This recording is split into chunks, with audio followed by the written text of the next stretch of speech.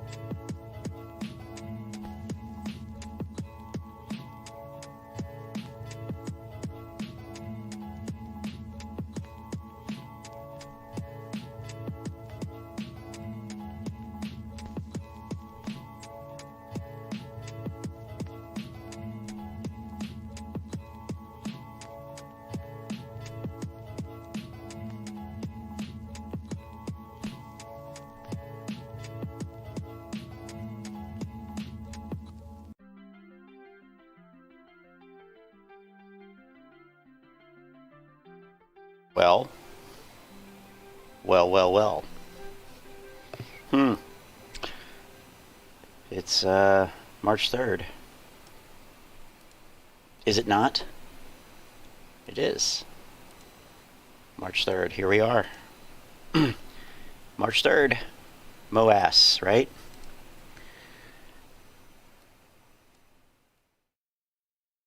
I mean, these videos came out a couple hours ago.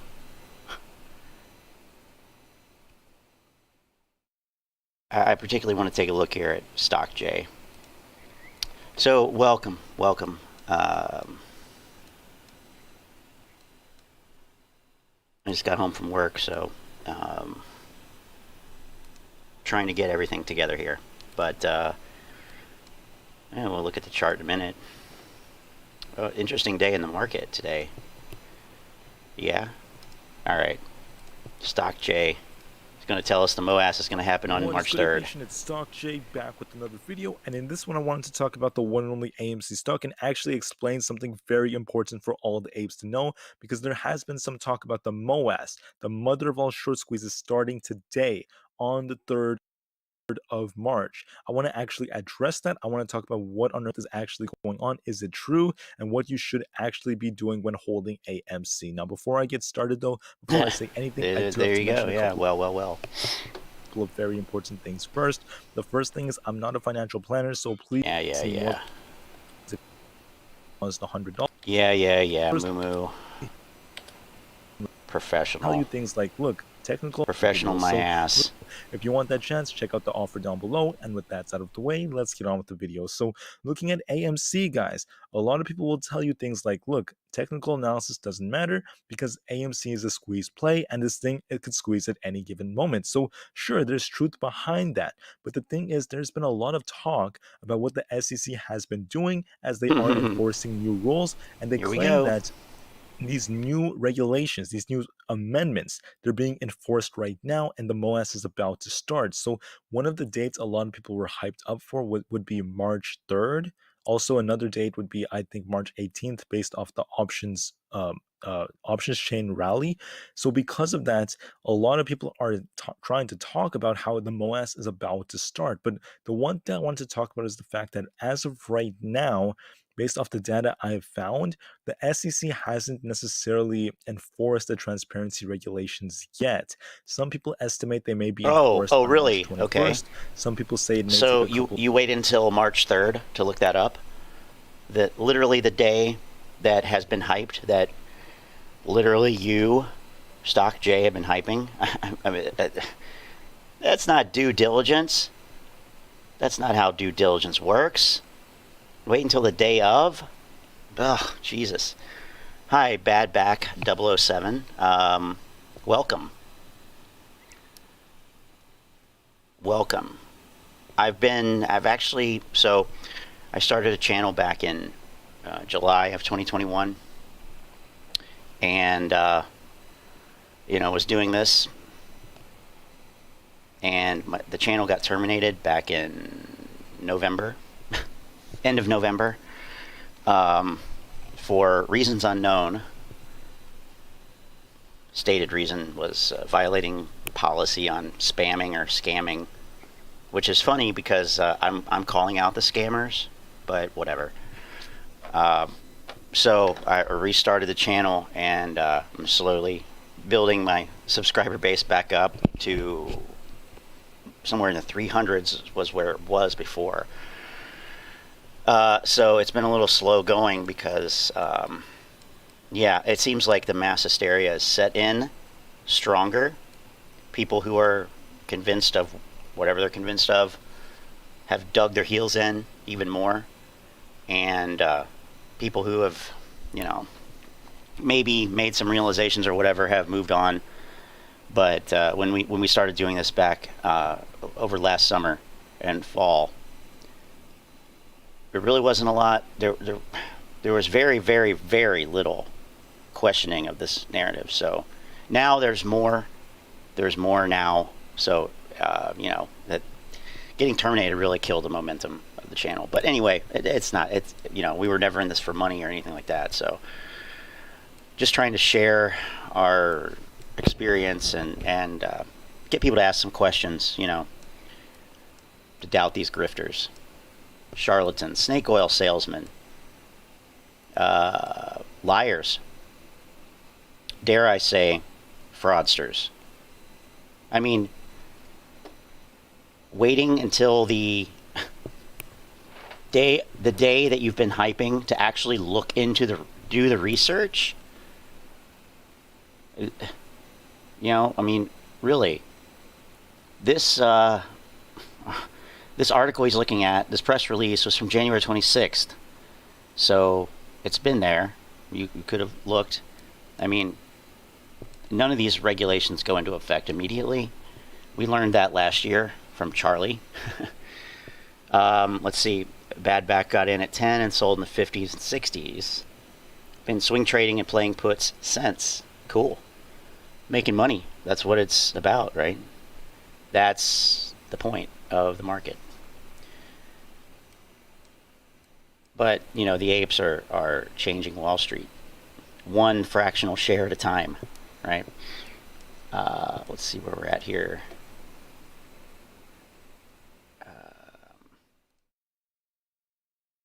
Cool. So, yeah, welcome. It's good to have you here. Do go ahead and hit like on the video stream if you can. I would like to get these videos out to more people. So it's been very rare that I've seen my videos show up in AMC search results. It has happened. It has happened, which I was very shocked about. But they put a stop to that pretty quickly. Let's see. Holier than thou attitude these Muppets have is insane. Agreed. You know, it's Dunning-Kruger personified or apeified or whatever.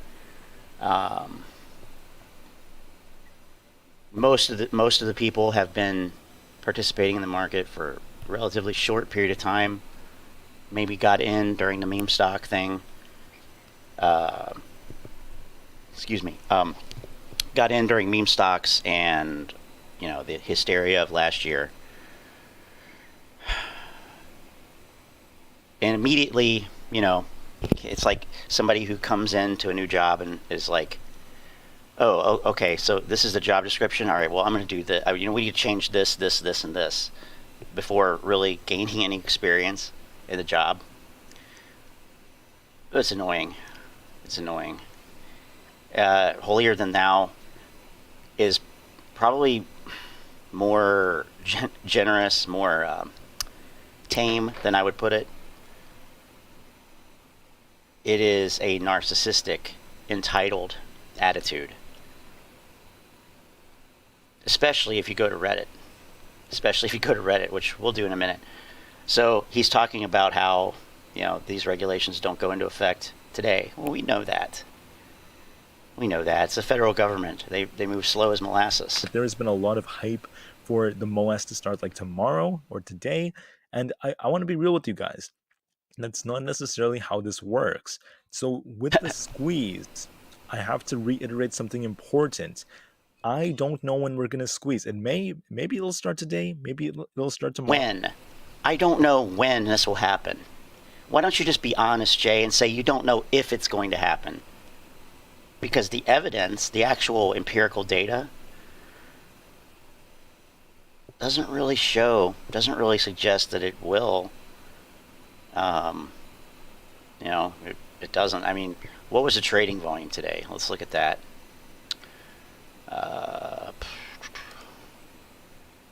Look at that here.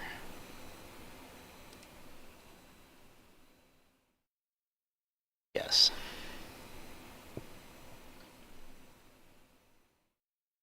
What?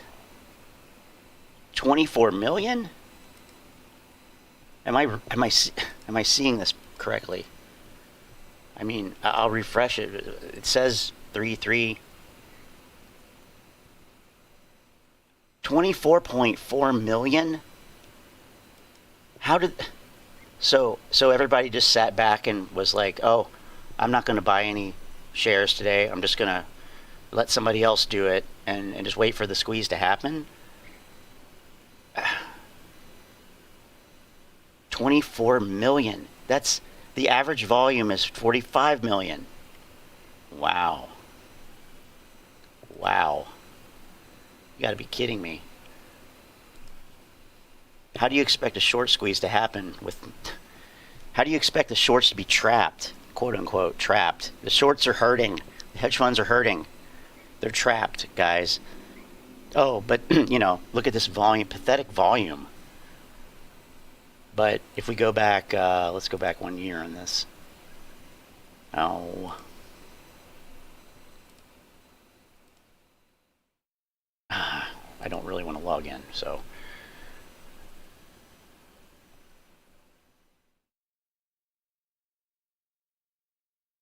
I don't know why these are highlighted. That's weird.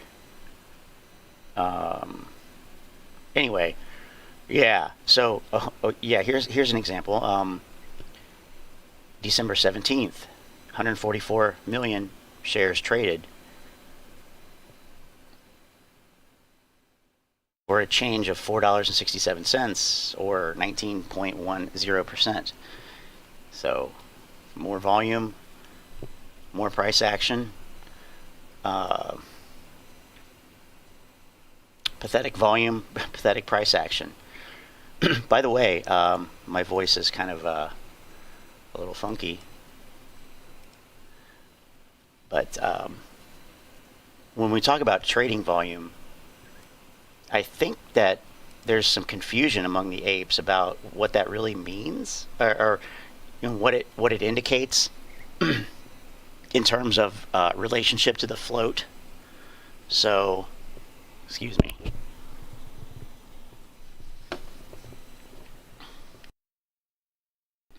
Relationship to the float and trading volume. So, what the float is 513 million. Let's just call it 500 million. The float is somewhere around there. Number of publicly issued shares, right? So if you have a trading volume of 500 million in one day, and you go to Reddit, AMC stock subreddit, and you'll see posts that say the entire float was traded today. The entire float was traded today, which is not really true. It could have been. Literally every share would have had to have been traded for that to be the case. But that's not likely. We have somebody in the chat here now who says that they've been swing trading AMC. There are plenty of day traders of AMC.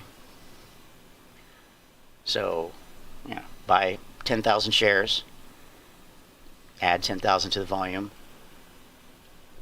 sell 10,000 shares, add another 10,000 to the volume, buy 10,000 more shares again, add 10,000 to the volume, and sell them again all in one day, you've racked up a volume of 40,000. But, you know, how many shares were actually traded? How many unique, quote unquote, unique shares? You were playing around with 10,000 shares, buying and selling twice. So that adds to the volume. But, 40,000 shares traded. So you see what I'm saying? The meaning is a little different. Also, add in short interest as well. So when a share is sold short, 100 million shares are sold short, the float is 500 million. Well, you have 100 million short positions. What's on the other side of a short position? That's a long position. So somebody's buying that share. It's being sold short. So you have a temporary increase of the float by the number of short shares. So this is, of course, how we get the higher than 100% float shorted phenomenon when shares are shorted multiple times. But those are all temporary positions because there's a contractual obligation to buy the shares back, so they'll be returned eventually or on request of the shareholder from whose account the shares were loaned. So you can't really look at volume. I don't think. I think it's kind of foolish to do that, to look at volume and say, oh, especially when you look at, they were looking at these yearly figures. Last year, 65 billion shares were traded, and that's however many times the float. And it really means nothing. It means nothing. Shares are trading. So what? People buy shares, people sell shares. That doesn't indicate that there are more shares than the float, right? It's a pretty basic concept. Anyway, getting back to the issue at hand. 24, I still don't believe this. 24 million shares, 24 and a half, not even 24 and a half million shares. Maybe higher now with after hours, but wow. Yeah. That's not likely to trap anybody.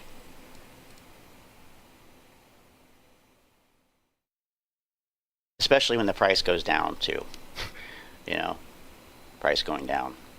Anyway, hype. Tomorrow, maybe it'll take another month. But remember something, no one knows. I don't When? know. No one knows truly when. knows. So if someone is Well, why doesn't he say nobody knows if? Like, that would be a mortal sin.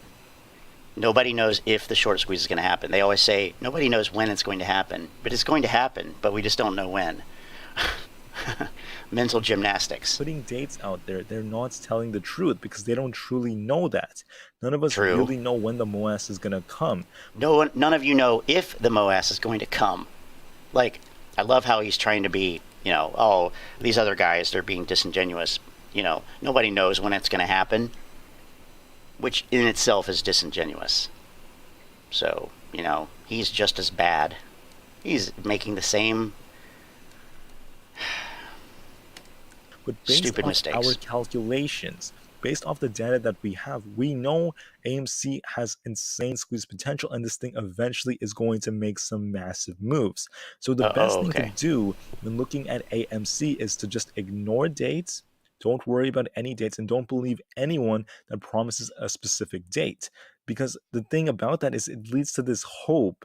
And the problem with that is you have these expectations that don't always get met and really hurts Never the get movement. met. If I'm You going to be mean? real with you, that's why I really advise being very careful with dates and be more ready and prepared to hold stocks for as long as it takes. So, in my opinion, based on probability, I don't think this Moass is going to take extremely long, right? I don't think it's going to Mm. take 10 years or 5 years or that long, guys. That's just my opinion. It better But I'm not, because, prepared to hold AMC for company as might not long be as it around then. takes. But Now, the reason why I'm saying that claim is because of the data and evidence I have given the current market conditions. So, look he at just something say like Berkshire evidence. Hathaway.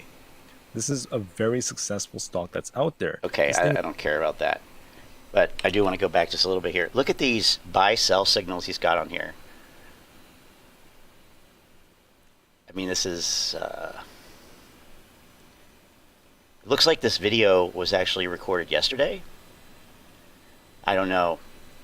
Oh, you know what? Bad back. I have used that clip on my old channel.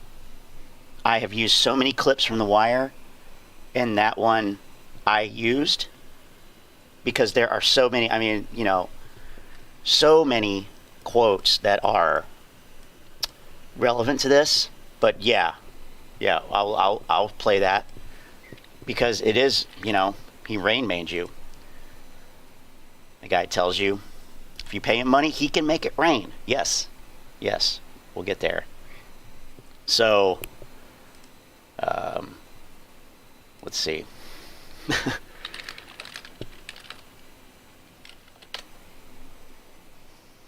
And the funny thing is, like, Stringer Bell has the reaction that the apes are having. Like, he doesn't believe. He's like, this guy's running game. What?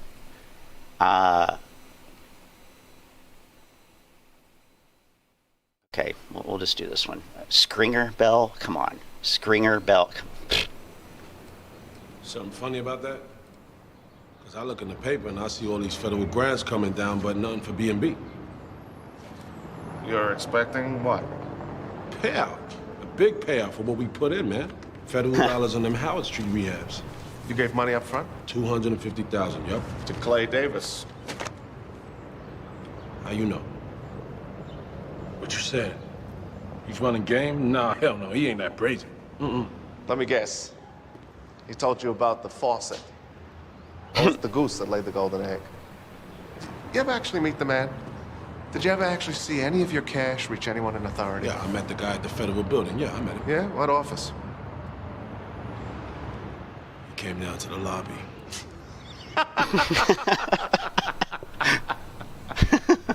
He rain made you. A guy says if you pay him, he can make it rain. You pay him. If and when it rains, he takes the credit. If and when it doesn't, he finds reasons for you to pay him more. Clay Davis rain made you. No, man, he got them building permits in no time at all, man. I mean, we bribing these motherfuckers. He got the city contractors' money back. How much? 35,000 so far. On $250,000 you gave him. For bribing the motherfuckers. There are no bribes. You really think a state senator is going to risk his salary and his position by walking into a federal office with a briefcase full of drug money? I seen Chunky Coach. Chunky Coates gets his grant money same way everyone does. He fills out applications, he makes sure the plans meet spec, then he prays like hell. This is an old game in this town. And Clay Davis? That Gonoff was born with his head in someone's pocket. Just wish you'd run it by me sooner. Except, Stringer, he realizes it, and he,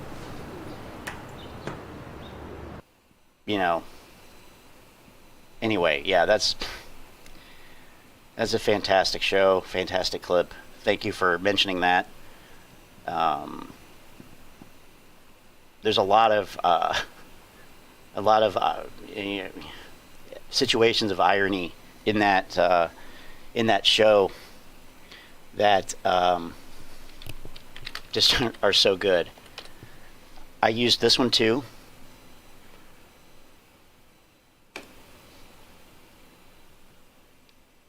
So here we are watching clips from The Wire. I'm here to tell you, this remaining silent shit ain't nothing like they make it out to be. You up in here all tight with it, waiting for your pay lawyer, thinking you all wise, ain't you? No, see? That work when you some kind of criminal mastermind. When you ain't been seen running from the deed. When your own fucking running partner ain't in the next room putting you in. Oh, yeah. Yeah. And you know, the interesting thing is, before, in the first clip, it was, you know, it was this politician who rain-made this developer, you know, wannabe developer, and fleeced him for a bunch of cash, $250,000. Here we have the police deceiving these suspects. And so, you know, it's one of these things. It's like, what is that? All in the game. It's all in the game. Or the game is the game, always.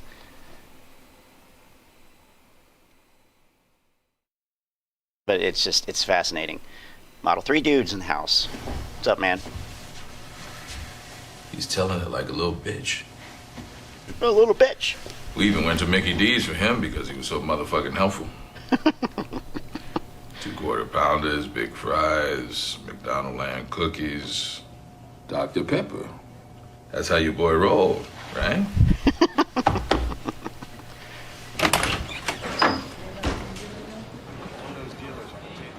I'll address that statement. Right, step out. Judge Warhol, in just a minute. Break room. So you can enjoy that, huh? All right. Still ain't saying shit to y'all. Yeah. Marnell, what the fuck?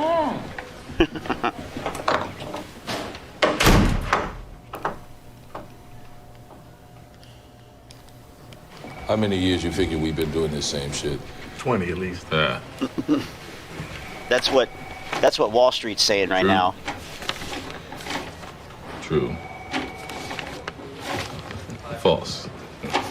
Load him up.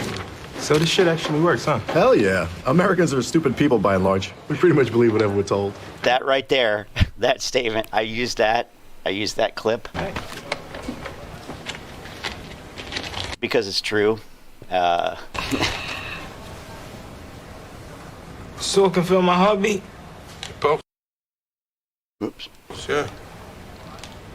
If Marnell say I had the gun, he lying. The machine tells the tale, son. We ready, Professor? Yeah. We'll start with an easy one.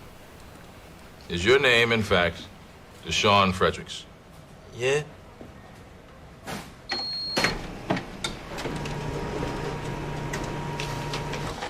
True. And do you reside, in fact, the 1200 block of Woodyer Street in West Baltimore? Yeah.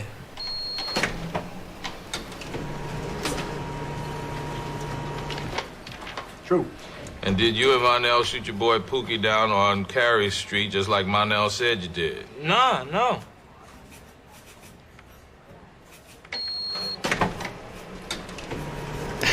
These guys are so dumb they don't even know what a copier is. Bye. Lying motherfucker. The machine is never wrong, son. Fuck, man. Nigga can't never keep his damn mouth shut. I should've busted the cap and Pookie ass my own self. Left Oh, Marnell home and shit. He just a bitch is all. The bigger the lie, the more they believe. and there it is. That statement too. The bigger the lie, the more they believe.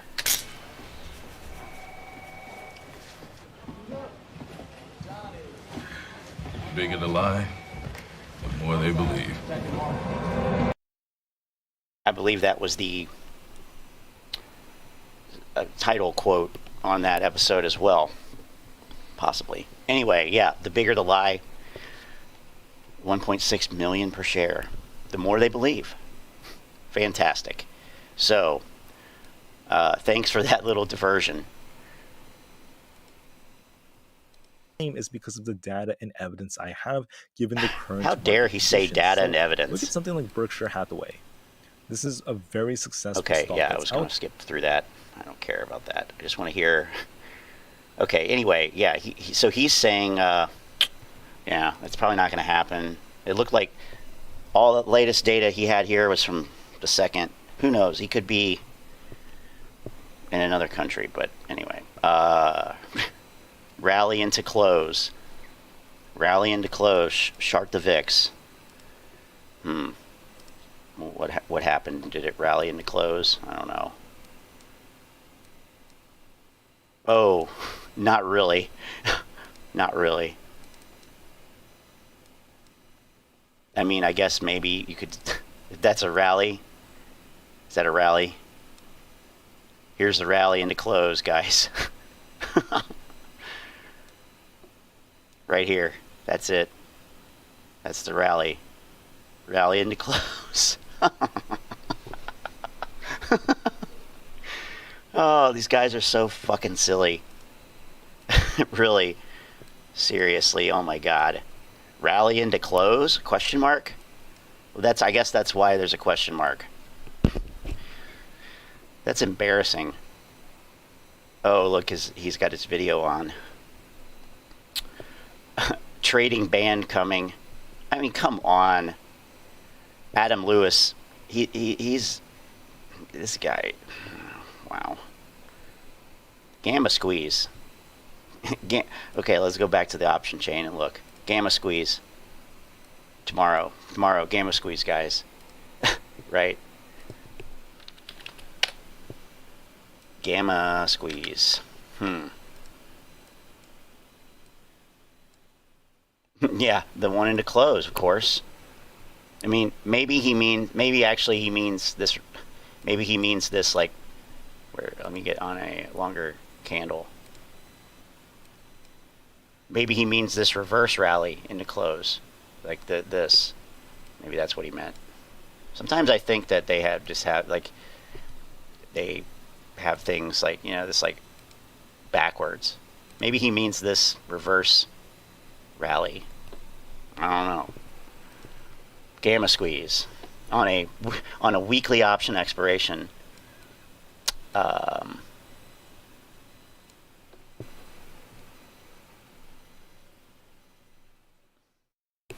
Well, there are 20,000 contract. Wow. So there were only. First of all, let me just reiterate today too that the trading volume was 24.6 million. That's pathetic. Just to be frank, that's terrible. That's incredibly low. That is about half of the average volume as it's been lately. So that's no good. You're going to trap some shorts with that volume. And then, you know, there are only 376 of the 45 contracts traded. So the apes aren't buying contracts. So there's some, you know, at the money, near the money here. But I mean, these, let's see. Of course, out of the money still though. And you go in the money and it just like drops off a cliff. Drops off a cliff. So how in the world are you going to have a gamma squeeze with, you know, when it looks like this? Okay, maybe they mean this one, the monthly coming up. So there's 82,000 of the 95 contracts. 95. The stock is trading at $18. And why do they have 95 strikes on? I mean, because it's a monthly expiration. It's been on here for a while. It was probably added at a time when 95 was, dare I say, realistic. But anyway, but you know, they don't add the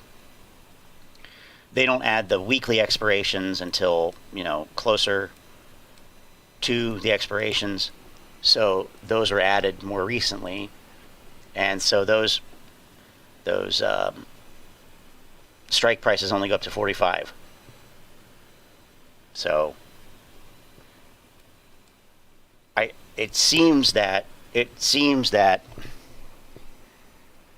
if these huge moves were expected at all, or anticipated, or, you know, whatever, you'd have higher strike prices. Because if the price, if the price started shooting up and people started buying these 45s, they're not going to add strike prices. I mean, they might from one day to the next, I guess, but like intraday, and that's what happened back in June on a lot of those like 40 calls for like June 18th and stuff. Those had like, they were hundreds, a couple 100,000 of those open, and people were buying. I had some of those, and they just shot up to the moon. They shot up with not hopium, but hopium that they would keep shooting up, I guess. But because the strikes only went up to they didn't go up to 145. They gradually expanded them. So before those high strikes were added and some of those expirations, and you can go back and look at this on Thinkorswim, you can go back and look at the historical option chain. But anyway, what I'm saying is, like, if this price shot up, the cheapest calls here, which are, according to this, are worthless. According to this, they're worthless. The ask is 1 cent, and the bid is 0. So 0 bid is worthless. You can't sell it. You cannot sell it. You could buy it for $1, but you cannot resell it.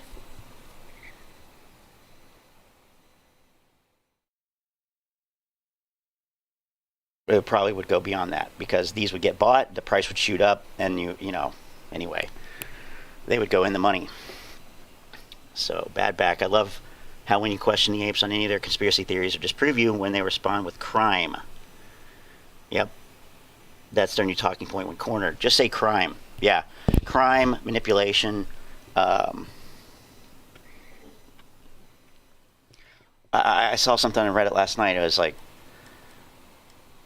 anytime the price goes down, or there's red candles, it's naked shorting. They naked shorted it down. Like, no evidence for that. None. How do you? It was selling. And that's essentially what you're saying, because naked shorting by market participants other than market makers is illegal and has been for quite some time now. So, it's not really, from what I understand, but at least as a retail investor, you can't. There's no way to do it. No way to do it. And I don't really think there is in the exchange markets. In other words, that not over the counter trading. I'm not saying it's possible in over the counter, but the borrowing of shares happens at the broker dealer level. So if you want to short a stock, you put an order in to sell short, and your broker, and I would, and this extends to prime brokers as well, which is who the hedge funds, that's their broker dealers, would arrange the borrowing of shares, and the actual borrowing does not take place until the settlement of that trade, of that sell to open trade. So anyway, gamma squeeze, right? I mean, how many times over and over are they saying gamma squeeze? I don't think they I don't think it is understood what they mean. Too many new investors really think just because they put money into a stock, they're owed a return. It's true.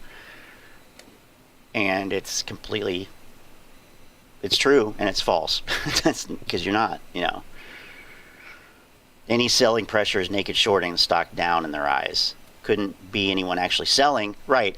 Which is funny, because when you do look at, when we come over to orders by Fidelity customers, and keep in mind this is just one brokerage, and these data points are numbers of orders. So an order could be 1 share, it could be 1,000 shares. We don't know that.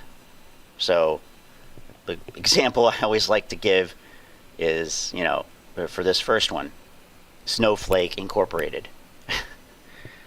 11,000 buy orders, 5,000 sell orders. Okay, so buy-sell ratio is tilted towards buy orders. But assuming all of these buy orders are for 1 share and all the sell orders are for 2 shares, well, what then? Now it's even. What if the buy orders are for 1 share and the sell orders are for 3 shares each on average? And this is hypothetical, just to say that you cannot really gauge from this which way it went, because I mean, look here, Snowflake had more than almost more buy orders than sell orders, and the price went down 15%. So how does that work? Now this is one brokerage, but anyway, you can't really. So I don't use it for that as an indicator of that, but we can use it as an indicator to say, oh, apes, you're saying no apes are selling. Nobody is selling. Retail is not selling. Well, here's something that indicates that there were at least 1,100 orders, sell orders on Fidelity. On Fidelity. So, I mean, at the very minimum, that is 1,100 shares. I mean, I guess it could be fractional shares, but I mean, those fractional shares don't make a difference to anything. So, for all intents and purposes, I'm just going to say, that's at least 1,000 shares that were sold by retail investors on Fidelity. So no, retail isn't not selling. Retail is selling, and they do always use that buy-sell ratio. And I, going back to my old channel, would point that out constantly. When I want to cry, I'm not coming here to piss and moan. I'm going to go to StockTwits. Right. StockTwits is stay away from that place. Yeah, it's orders. So,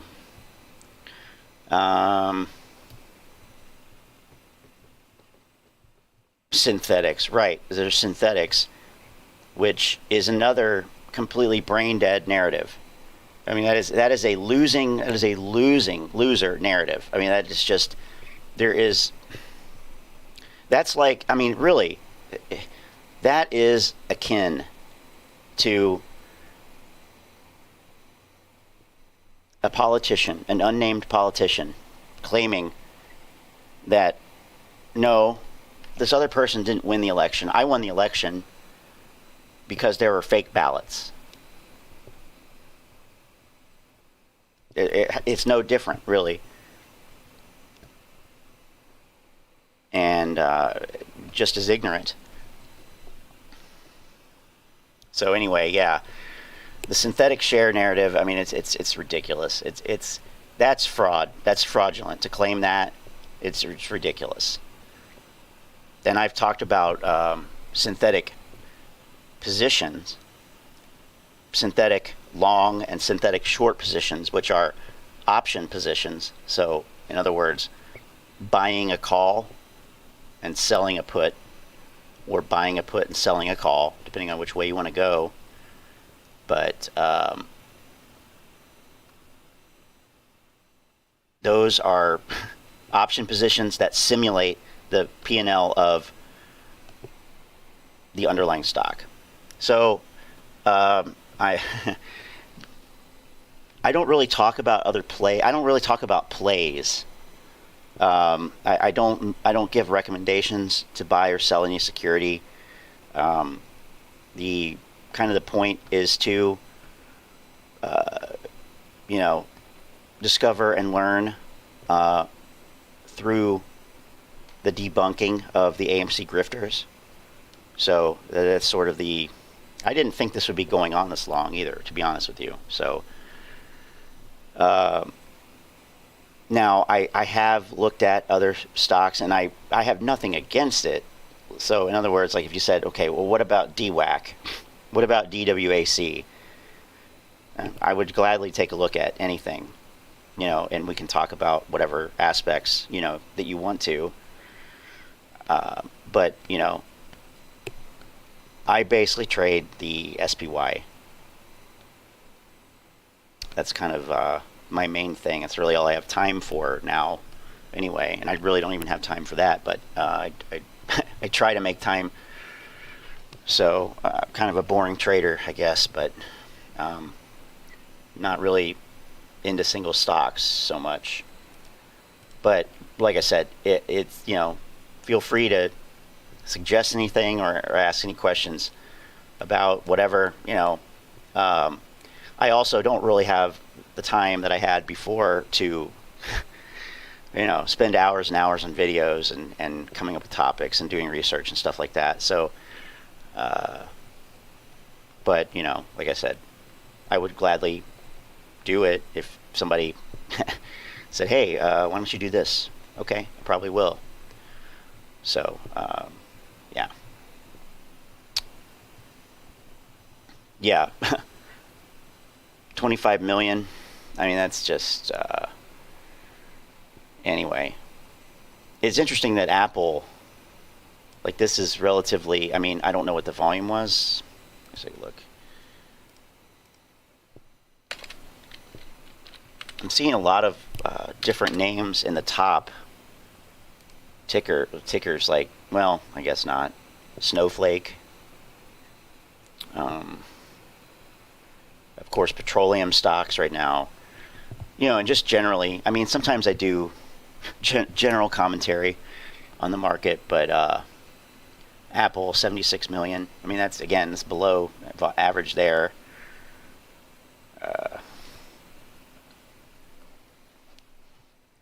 One thing I looked at, let's see.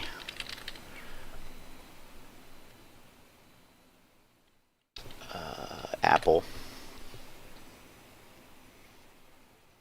Coming to Chart Exchange and then looking at failed to deliver.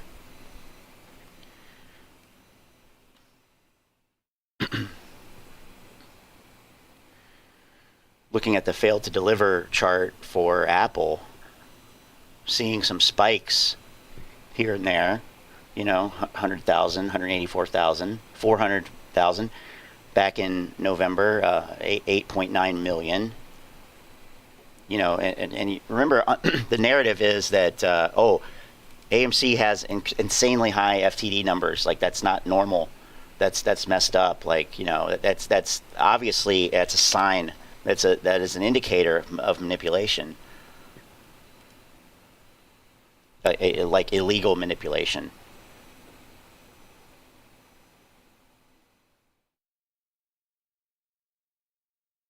Of course, you know, these numbers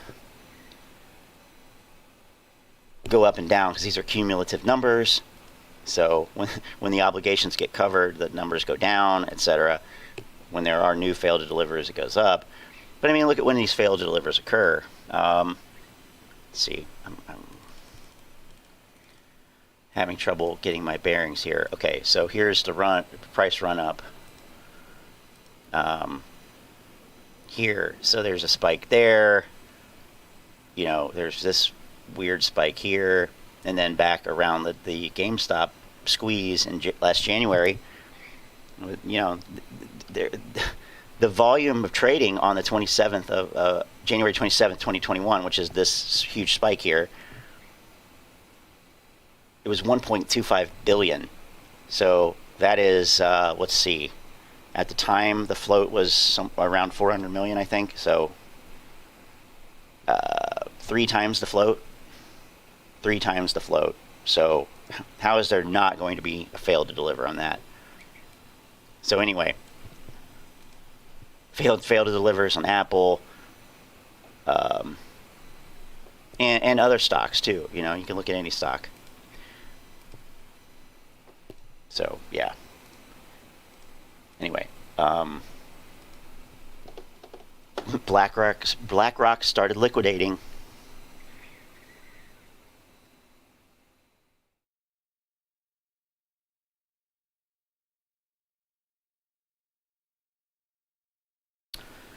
I am going to go over to the Thinkorswim platform here real quick and just look at some general things. So, AMC here, but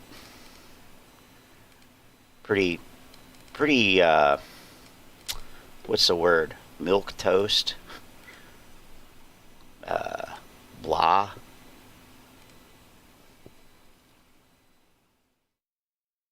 So the earnings were a bust,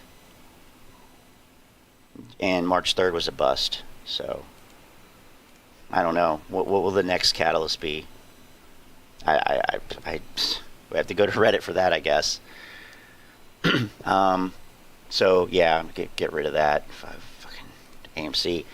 But looking at something like crude oil, it hit $116 a barrel this morning, overnight, and it's back down to 108.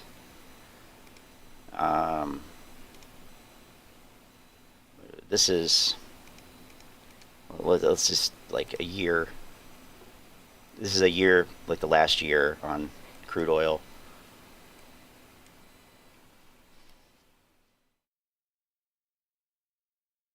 And something like palladium. Of course, it's not at you know, an all-time high or anything, but it shot up.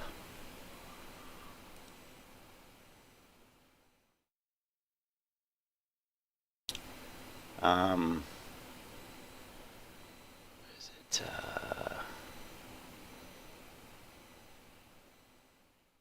And I'm looking at futures prices here. Brent crude oil. So before we were looking at West Texas. Was it West Texas? Light sweet crude. Brent, it actually hit 119.77 per barrel overnight. So it's a bit shocking. Around here, where I live in Northeast Ohio, gas prices went up 75 cents overnight. And that was even reported in the news. So that's not great.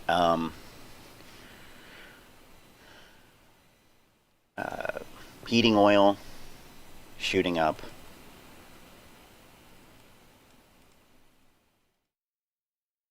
Natural gas kind of holding.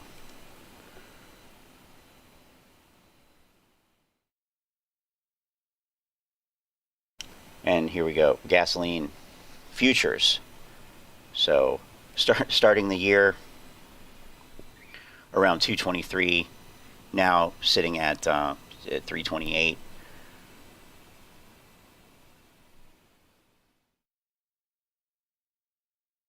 So I'm just mentioning that, you know, just kind of look at, you know, where things are.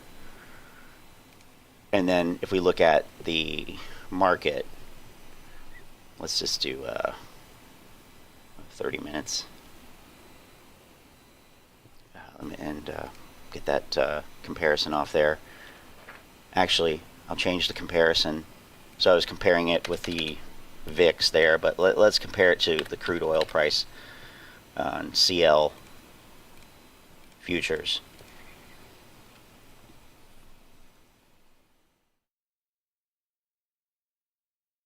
Maybe we could just do daily.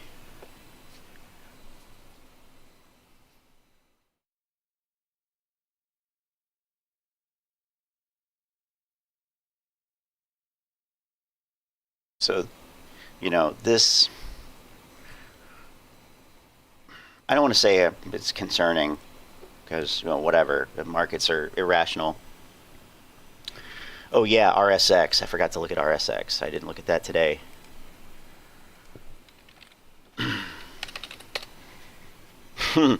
Wow. Holy shit. Down another almost 20% today. Damn.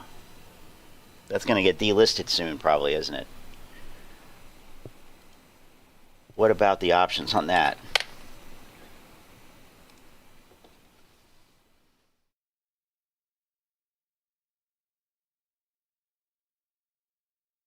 What do you think? Buy the dip here? Buy the dip or continue short? And look at all these out of the money strikes there are. Wow. Wow. So there, I mean, there's a little bit of volume, not a ton on these. Yeah, RSX.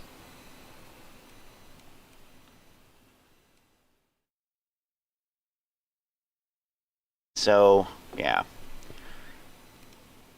Things are not great in that sense, and, you know, just, you know, personally, I really, the food prices are really starting to make an impact, say. Gas is going to start doing that as well, but, you know, what used to be, you know, a 40, 50, 60 at the most dollar shopping trip to the grocery store is now close to $100, I feel like. And that's unsustainable. It's completely unsustainable. You know, it's just not, that's not going to work for people. So hopefully, you know, there's some you know, relief on that, but I you know, things were already bad going into this conflict, right?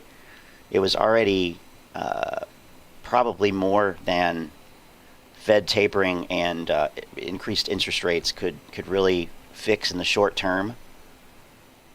And now we have this.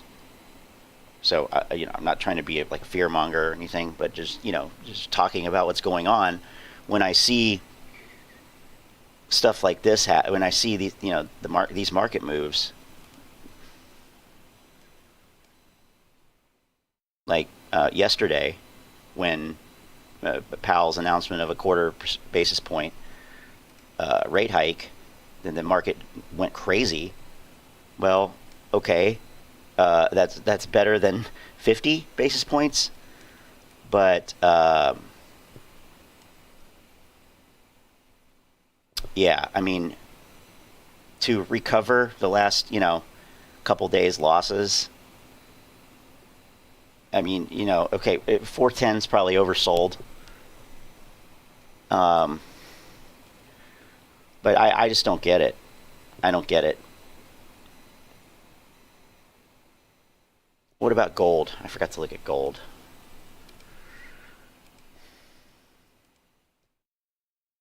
And, you know, and I wonder how much of this is retail investor dip buying. So let me get my...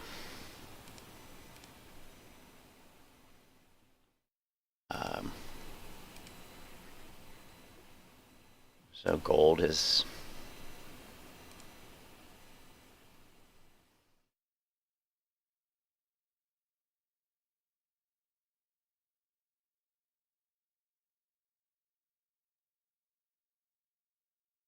%2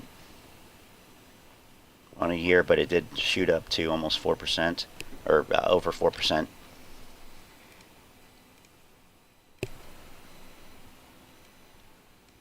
So Chris is inclined to buy the dip.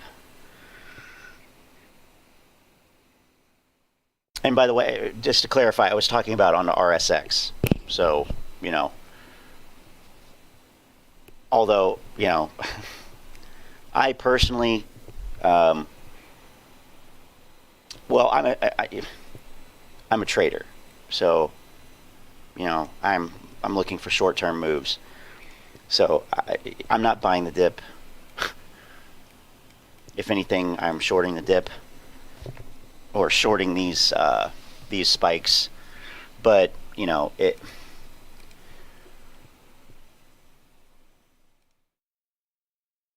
I'm trying to find the right time frame here to look at. Trying to remember when this all got started, but last week before last, somewhere around there. Basically, when oil started shooting up, I think it gapped up here. That's the beginning of the year. No, that's not the beginning of the year. That's the 18th. So you know, these are almost usually inversely correlated. A lot of the time, inversely correlated. So the market went down here and oil went up, and the market gapped down here and oil gapped up here. You know, and they still, you know, might be roughly so. But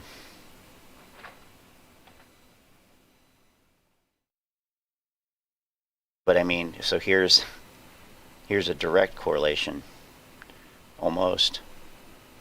So the market is yesterday. The market rallied back up and with oil.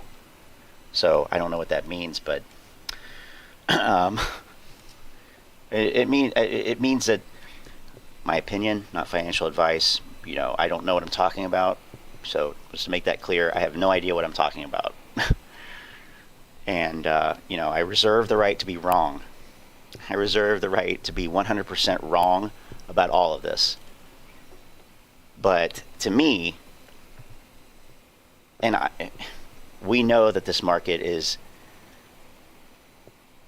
and certain individual names are incredibly overvalued. Largely because of the Fed's stimulus cocaine operation, which will be coming, you know, gradually being tapered. You have to wean yourself off the coke. On a macro level, we're talking here. So,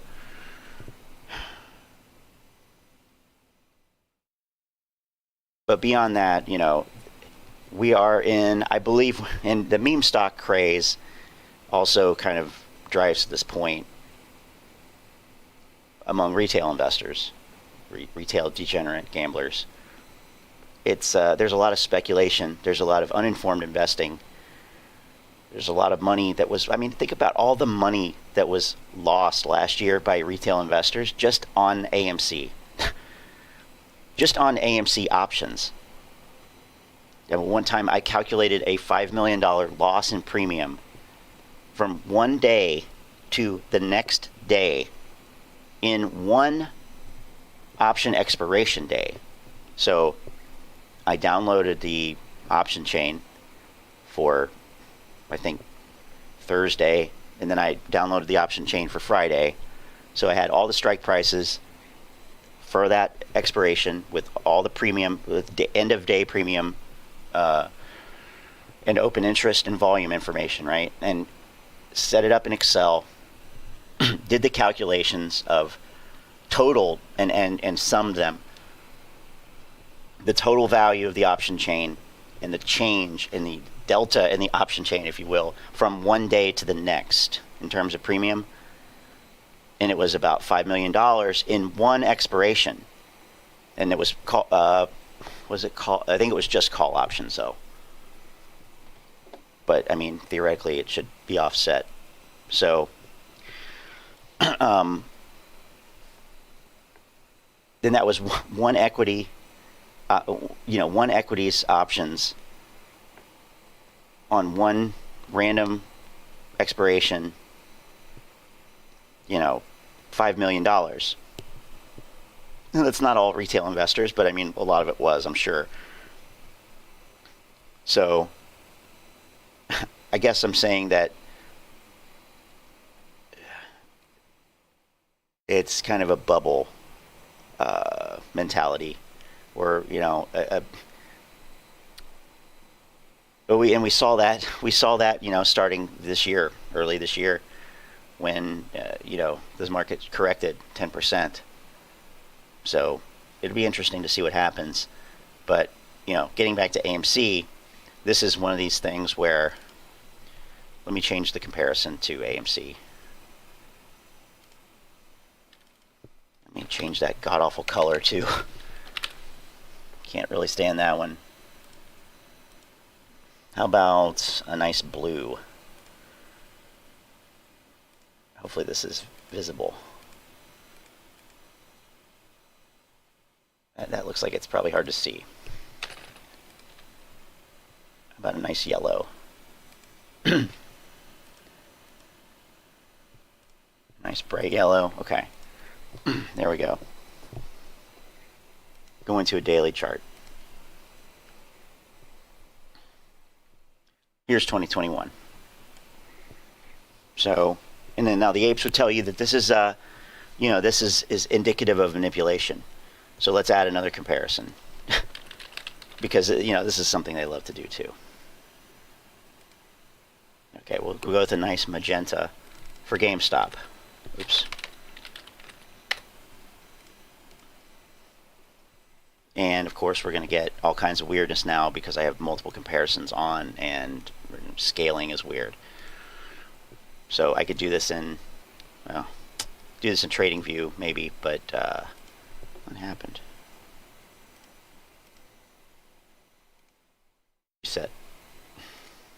Reset yourself. Okay, all right. So it's in percentage mode. But you saw this here. All right. I never really had that happen before, but I don't. You typically do multiple comparisons in Thinkorswim, so go figure.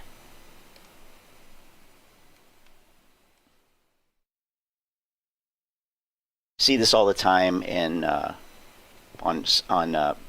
Reddit. This idea, oh, look at all these charts. They are all moving the same. This is manipulation. AMC in orange. GameStop in blue or teal, whatever this is. Oh, look, they're moving together. Wow, that is manipulation. Why would they move together? Oh my God. Okay, let's throw a wrench in here. Apple. Is it going to be yellow? Yes. Oh. Oh my. So there's some inverse here, but there's also direct correlation. Right? Of course, they're going to diverge at some point, but and then when we go to put the market back on,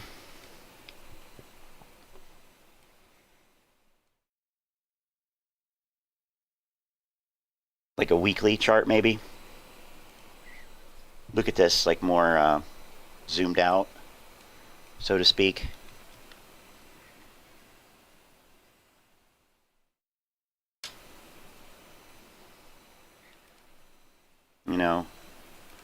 You see that. You see this. And just generally this.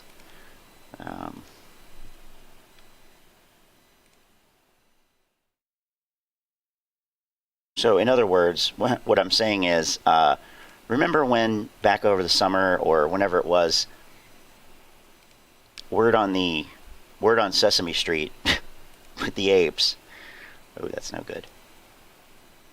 Not Wall Street, Sesame Street was when the market crashes, AMC is crash proof.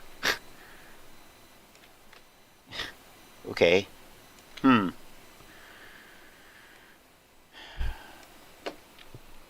don't think so.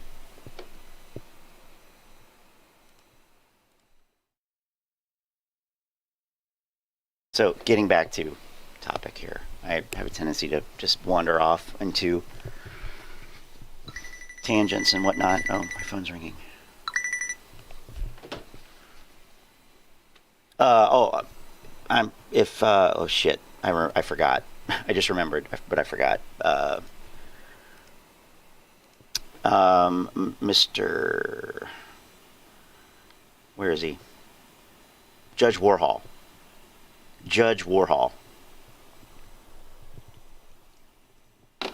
Multi-chart on Thinkorswim. So the grid thing, is that what you mean? So, or comparison lines as a study. So you can add comparisons as a study here, put in whatever ticker you want. Change the color. I'm going to take it off though because it's not playing nicely. Going to squeeze when the market crashes? No, I don't think so. I don't think so. I don't really see the logic in that either. But, you know, that's what they're saying. That's what they're saying. I don't think it's going to squeeze at all, personally. But, you know, that's, I guess, something that people have to evaluate for themselves. But, or, you know, you can do this. You can have that many charts if you want. And, you know, unlike TradingView, it's free. You don't even have to have money in your account on Thinkorswim to do that. So, that's cool. Okay.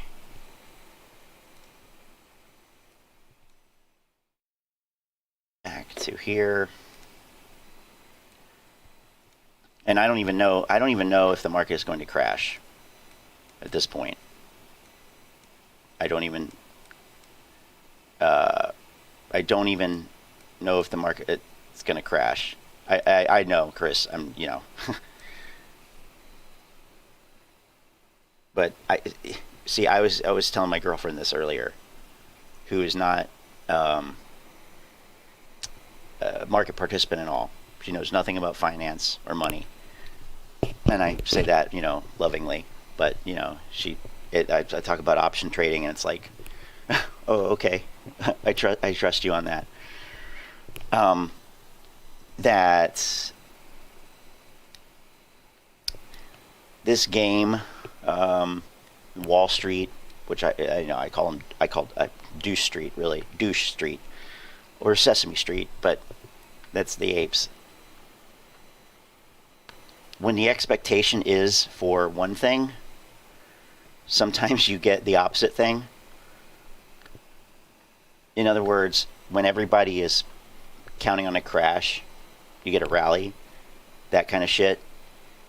And I mean, I don't know if that can continue forever, but that is a good fucking way to shake people out. It's a good way to shake people out. I mean, just like AMC. And the great thing about AMC for Wall Street is that they have this army of shills, essentially. All these guys. I looked at a TMI video the other night on the live stream, and it was like a hard sell for AMC, just like desperately trying to convince you that this is a good stock to buy. Like, it was insane. It was so bad. It was so bad. And Wall Street, Ken Griffin, all these guys, all the big banks and everything, hedge funds, whoever, the money, smart money, whatever. They've made so much money off the apes, and that's the thing that's like, I just don't understand. Like, where is the catalyst for change there? Like, this is an age-old thing. This is an age-old phenomenon, you know, where essentially a pump and dump.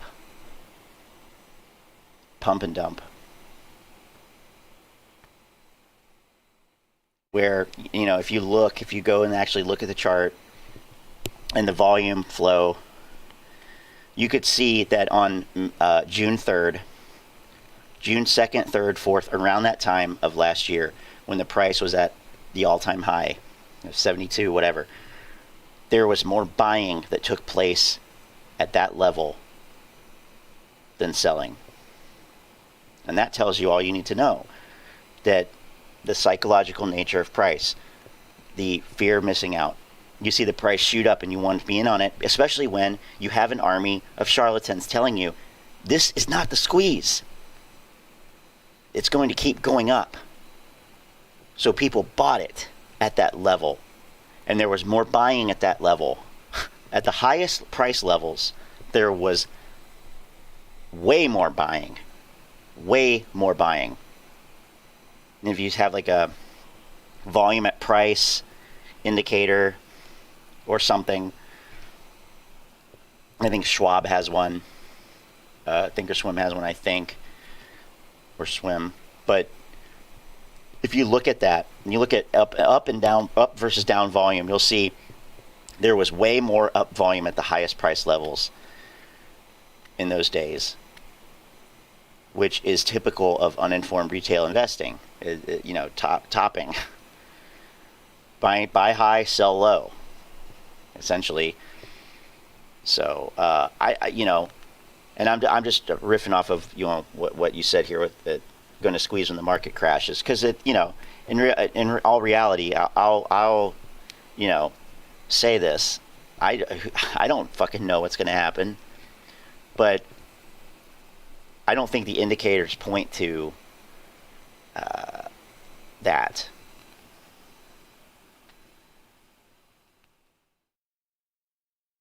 I don't think that you have the indicators pointing to that because, and I've said this multiple times, repeating myself, I guess, but what happened last year was a confluence of factors that brought that about.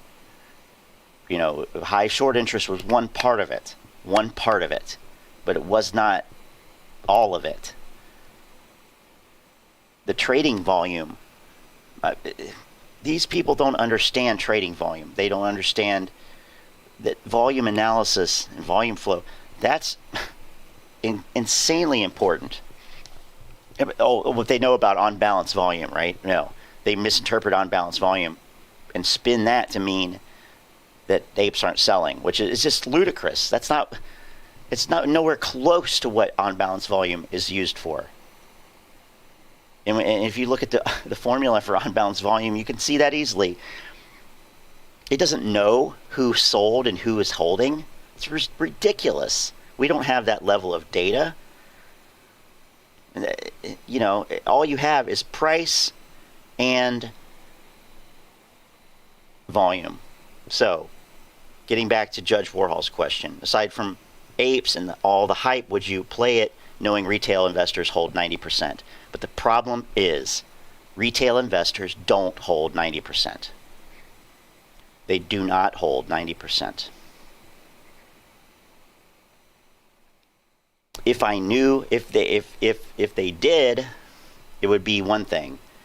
But I probably still wouldn't, because I don't invest or trade. I might trade off of it. But I'm not going to make my positions dependent on what everyone else is doing. And especially if it's like the vast majority, if I'm counting on the vast majority of people to do the same thing, that's bullshit. Quite frankly.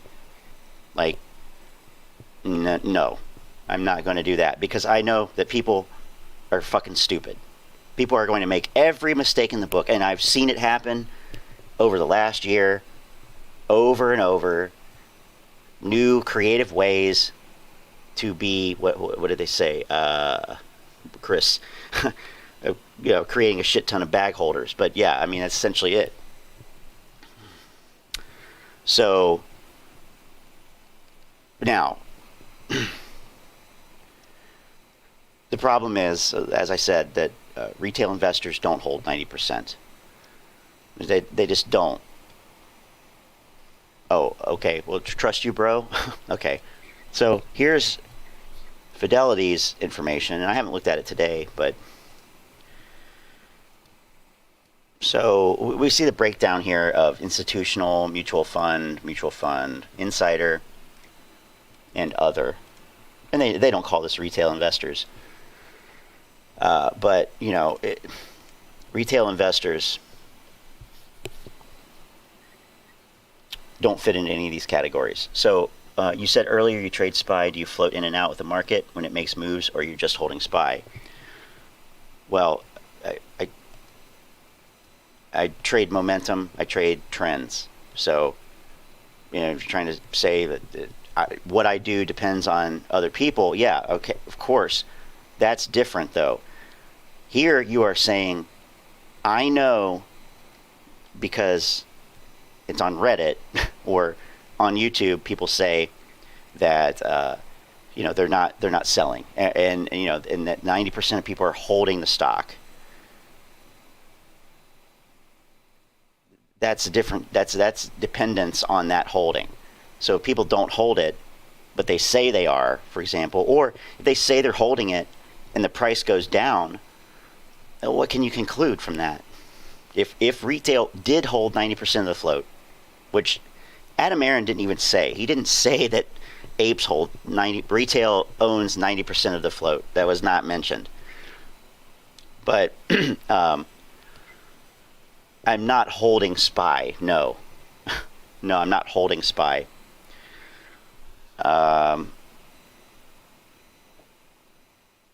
Yeah, like SPY is a tradable security. It's a very liquid, tradable security that has, moves, up to a couple percent that are more than enough to make, decent profits on trading options, at the money options, close to the money options, etc. So that doesn't depend. I don't care what anybody else is doing. I'm gonna read the trends, play the trends, and make money. It doesn't matter if people are selling or holding or buying or whatever. It's a different. Like I'm not a buy and hold investor. I'm a trader. In that sense. So, but getting back to this 90% thing, and you can go watch, other people's trying to do gymnastics around this, but let's pull up what Adam Aaron said. Get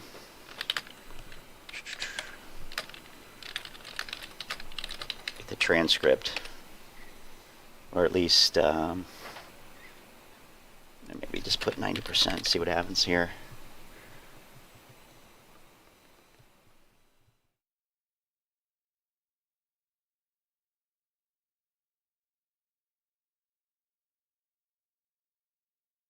Let's put 2021. It's a trend, just a culture trend and not a stock flow trend. I mean, I guess I would agree with that.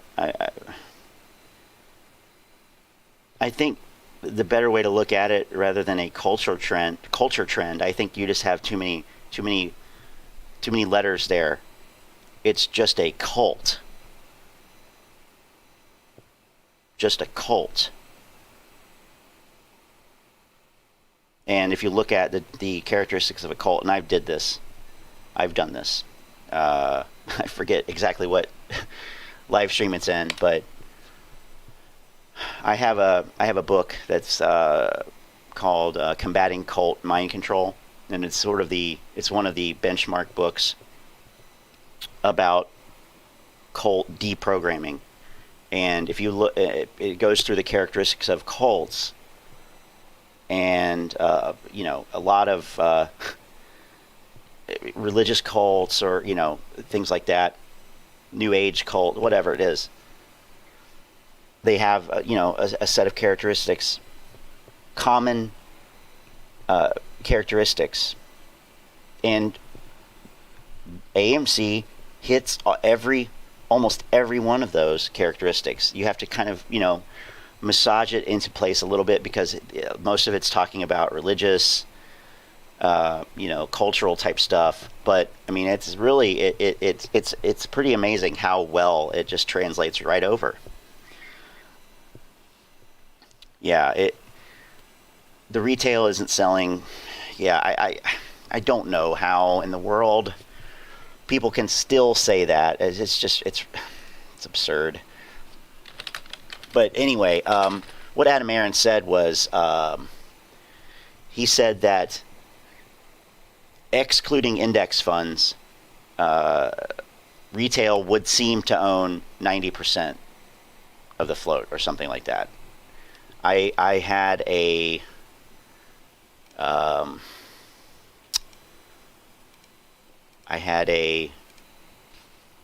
think Seeking Alpha some article it had the quote in it, but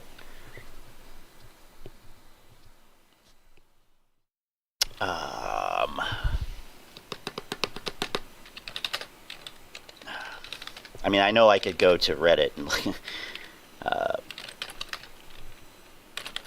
2022.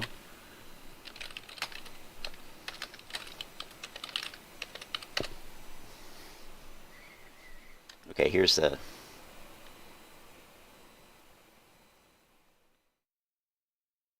What is this? Market Realist.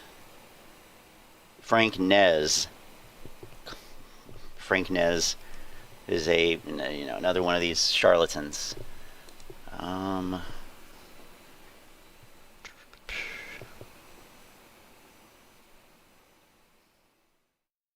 So this is exactly what I say. This is exactly how I put it using the Fidelity data. 34% of outstanding float is held by institutions. Of this, 21% is institutional stock ownership, 13% is mutual fund. Insiders own 6.3%, while others, which are primarily retail investors, hold a 54.4% stake. And that's the way I normally say it, because I don't want to say that it is all retail investors, but retail investors do not fit in the other category there. So, fine.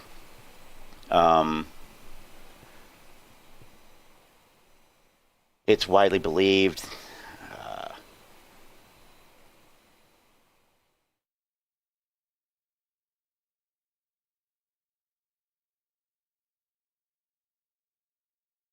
I called my broker. It's in New York. I asked him if look at percent institutional holding. He called me back and said looked like about 47 to 52%. He got quiet. I said what? He said unless it's a mega cap or blue chip, I don't think I've ever seen this. I don't know. This person I've seen that name around, but where's the Adam Aaron? I'd like to see the Adam Aaron. During the fourth quarter earnings call, Aaron said that more than 90% of the AMC is owned by retail investors. While it may seem out of sync with the data, there's merit in it. Aaron specified that the figure was arrived at after excluding index funds that have to buy AMC out of compulsion. That said, the same analogy would apply to all the stocks and not just AMC.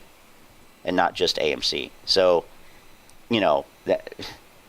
so the index funds, they're buying AMC, but they're also buying all the other stocks based on the buying and selling in the index itself, or the ETF. So you buy a share of SPY, or the S&P 500, that is divided up into percentage.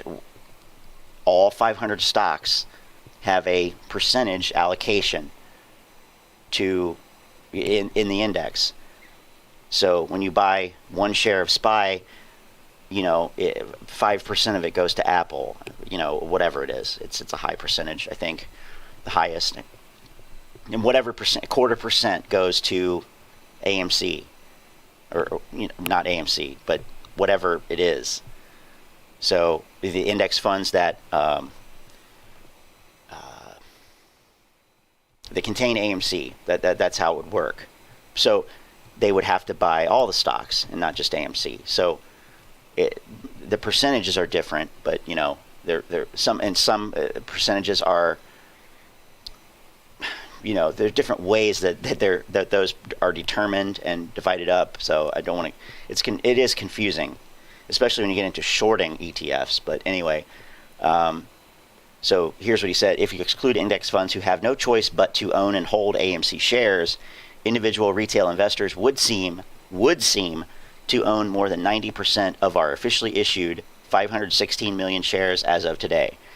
So, of course, when he says officially issued 560 million shares, the apes interpret that as him saying, well, there must be unofficially issued shares out there then, which is just, there's no evidence for that.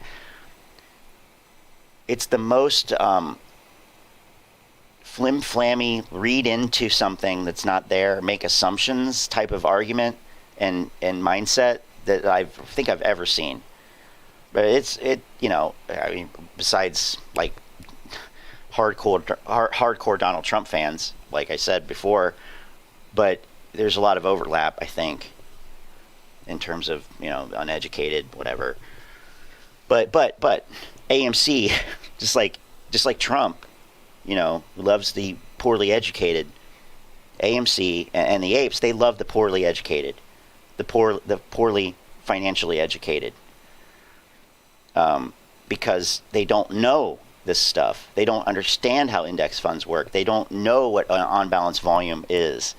They don't understand the mechanics of a short squeeze, of a gamma squeeze, of options trading, of implied volatility, etc., etc., etc., on and on. It takes years to learn this stuff. You don't come in, during a frenzied, speculative buying, episode, such as a meme stocks, and immediately become a master of the market. It's not like that with anything. So, and even more so with the capital markets, because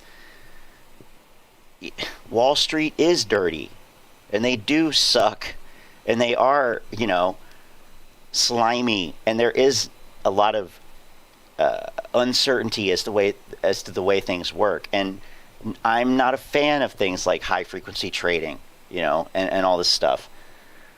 But at the end of the day, I'm not sitting here bitching about it, saying, "Whoa, this is, look, they're stealing money from me. They took away the buy button. They're stealing money out of my pocket, and they deserve to pay me."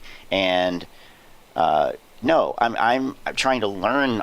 I've tried to learn this stuff so that I can take it into account, and that is what my losses fund. My losses in the market is the education. That's the tuition. And tomorrow I'm going to, use that, hopefully what I've learned and paid for with those losses, to not do that, or to make a better choice and to make money. Because that's the point, being in the market.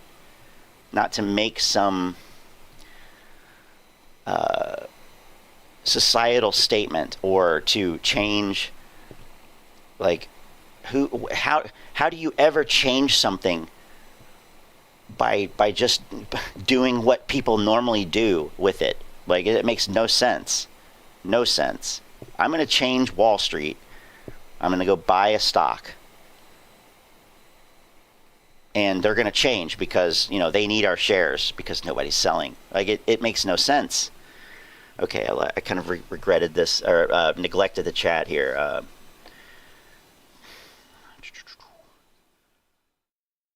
Why is Judge Warhol thinks that we're becoming buddies?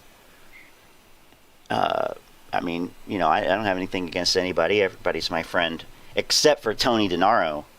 Tony Ned Flanders DeNaro.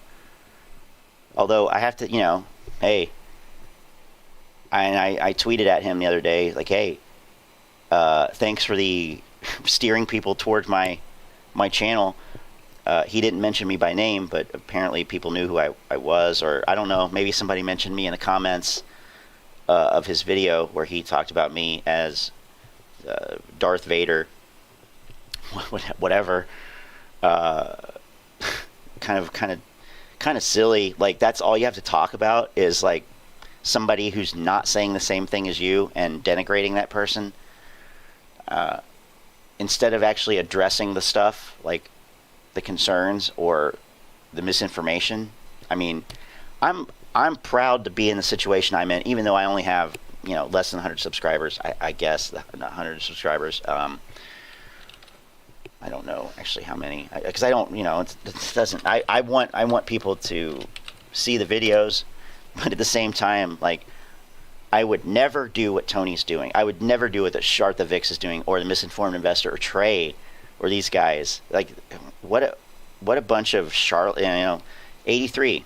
So up to 83. Cool. It was 81 this morning.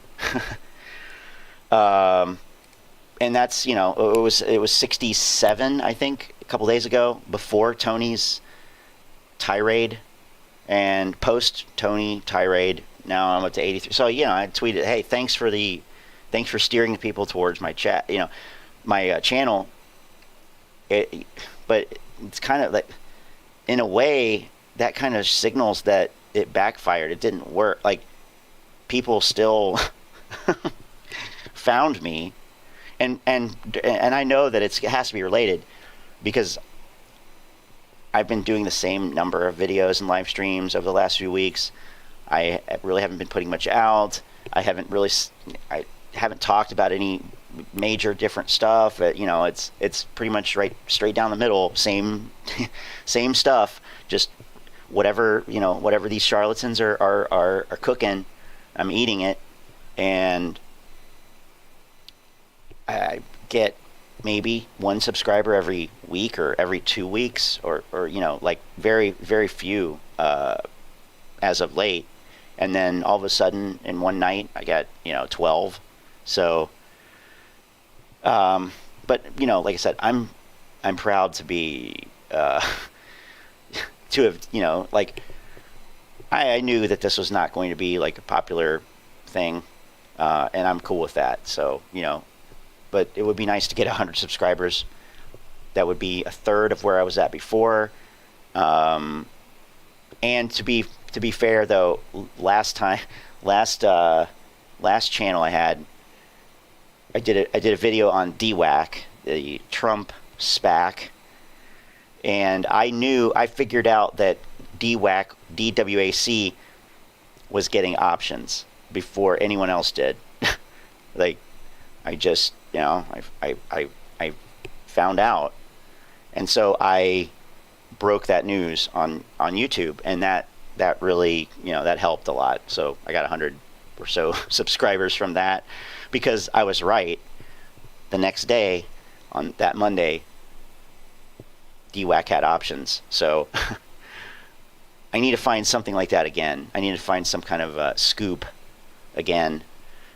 And it was just totally serendipitous that I found that anyway.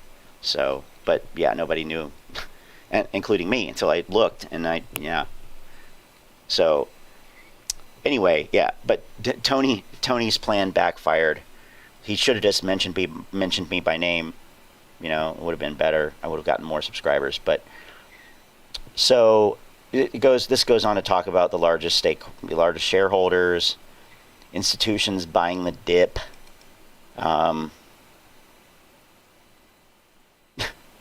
Institutional owners seem to be buying the dip in AMC stock, which reflected in the increase in their ownership. However, the smart money doesn't seem to be getting it right, since AMC stock has lost a third of its market cap in 2022. So we're gonna see in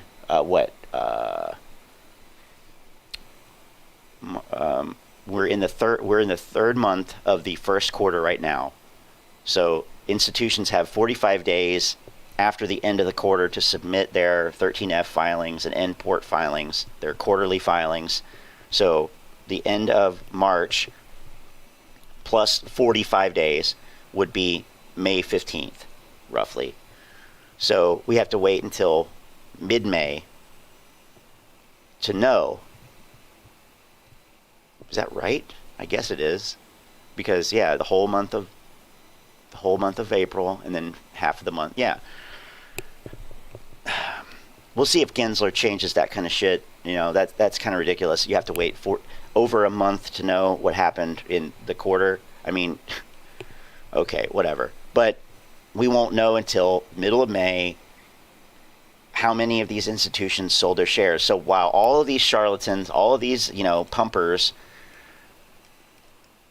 all of the AMC charlatan snake oil salesmen are selling you, in January, in February, they're saying institutions have loaded up on shares, institutions loaded to boat, institutions have bought more AMC, guys, you should buy more.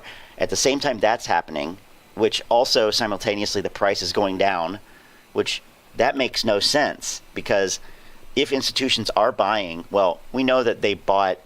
Anything reported now is reporting on what happened last quarter, but a lot of these YouTubers don't say that regularly, or they mention it parenthetically, or people aren't keeping it in mind when they talk about this or think about it. So all they hear is, oh yeah, institutions are buying, so I should buy. That's tricky. That's sneaky. That's not. It's disingenuous. It's disingenuous. And you even have people like Peter Hahn, supposed Canadian, CPA, that is an ape supposedly, misrepresenting 13F filings as being relevant in the current quarter. So who knows with him? He blocked me on Twitter months ago. But and Dave Lauer recently blocked me on Twitter as well. So kind of excited about that. I'm going to celebrate this weekend that Dave Lauer blocked me. He's being a little bitch. So we won't find out until mid-May whether the institutions got, maybe. I mean, there's probably, there are probably points where they could have been. I don't know, but it certainly is weird to me that they would do that. But whatever. I mean, smart. I don't know, smart money, whatever. It's big money, but.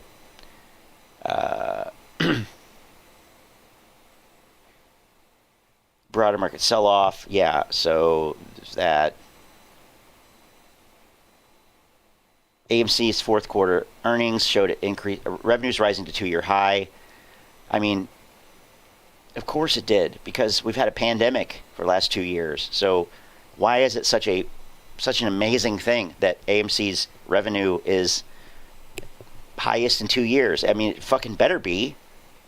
It better, I mean, that should be a given. But they still posted a loss. So, good. That's awesome.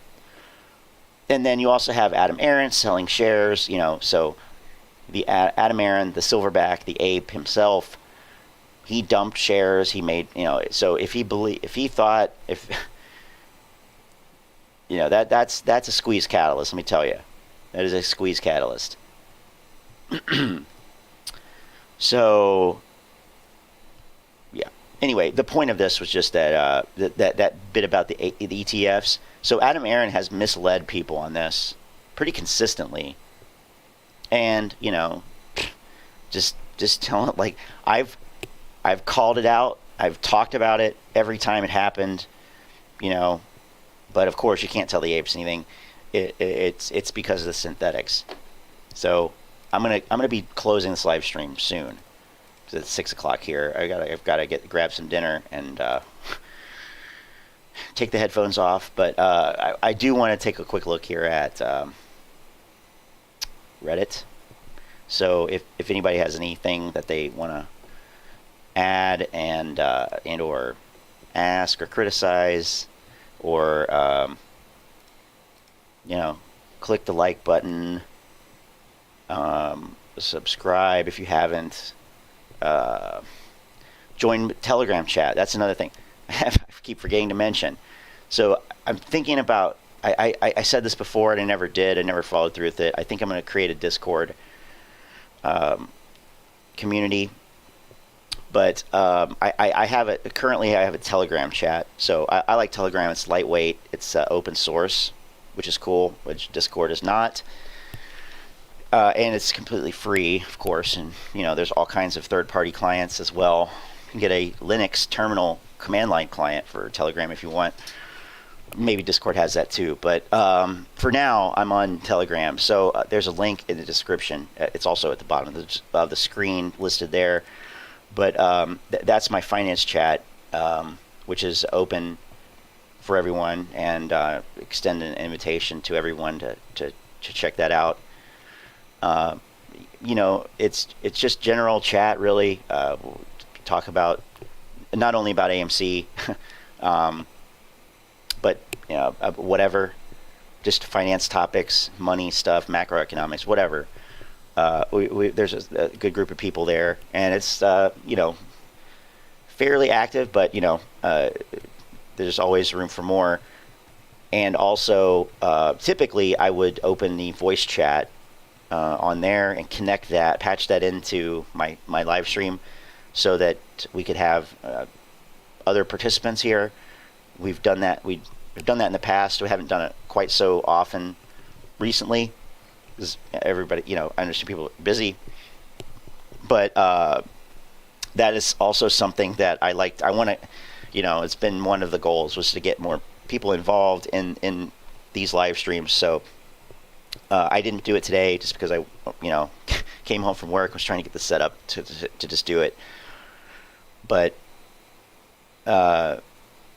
just to mention that, if anybody is interested in having a conversation on here, or God for, debating or whatever, or just to hang out on live stream, that's typically something that we do. So go join the Telegram chat there. So I think I already refreshed this, but let's see. They actually believed that Adam Aaron needed to sell his shares for estate planning. Yeah, okay. I didn't. I guess they do. I mean, they did believe that. Sold all of his vested shares. The whole board sold everything. Vested damn near. But tells Apes AMC is a good investment, and they believe and defend him. The amount of just its wholesale delusion. I mean, and this whole thing is just so tainted by cognitive dissonance and every logical fallacy in the book. It's insane. It's insane.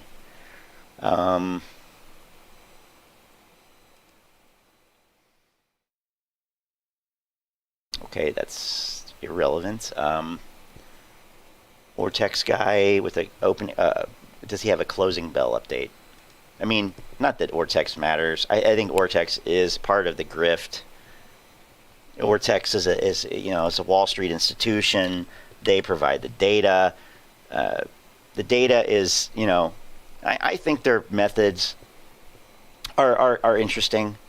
Tracking by securities lending. I think it's an interesting idea. I think it's a fairly accurate way to track short interest outside of the exchange reported data.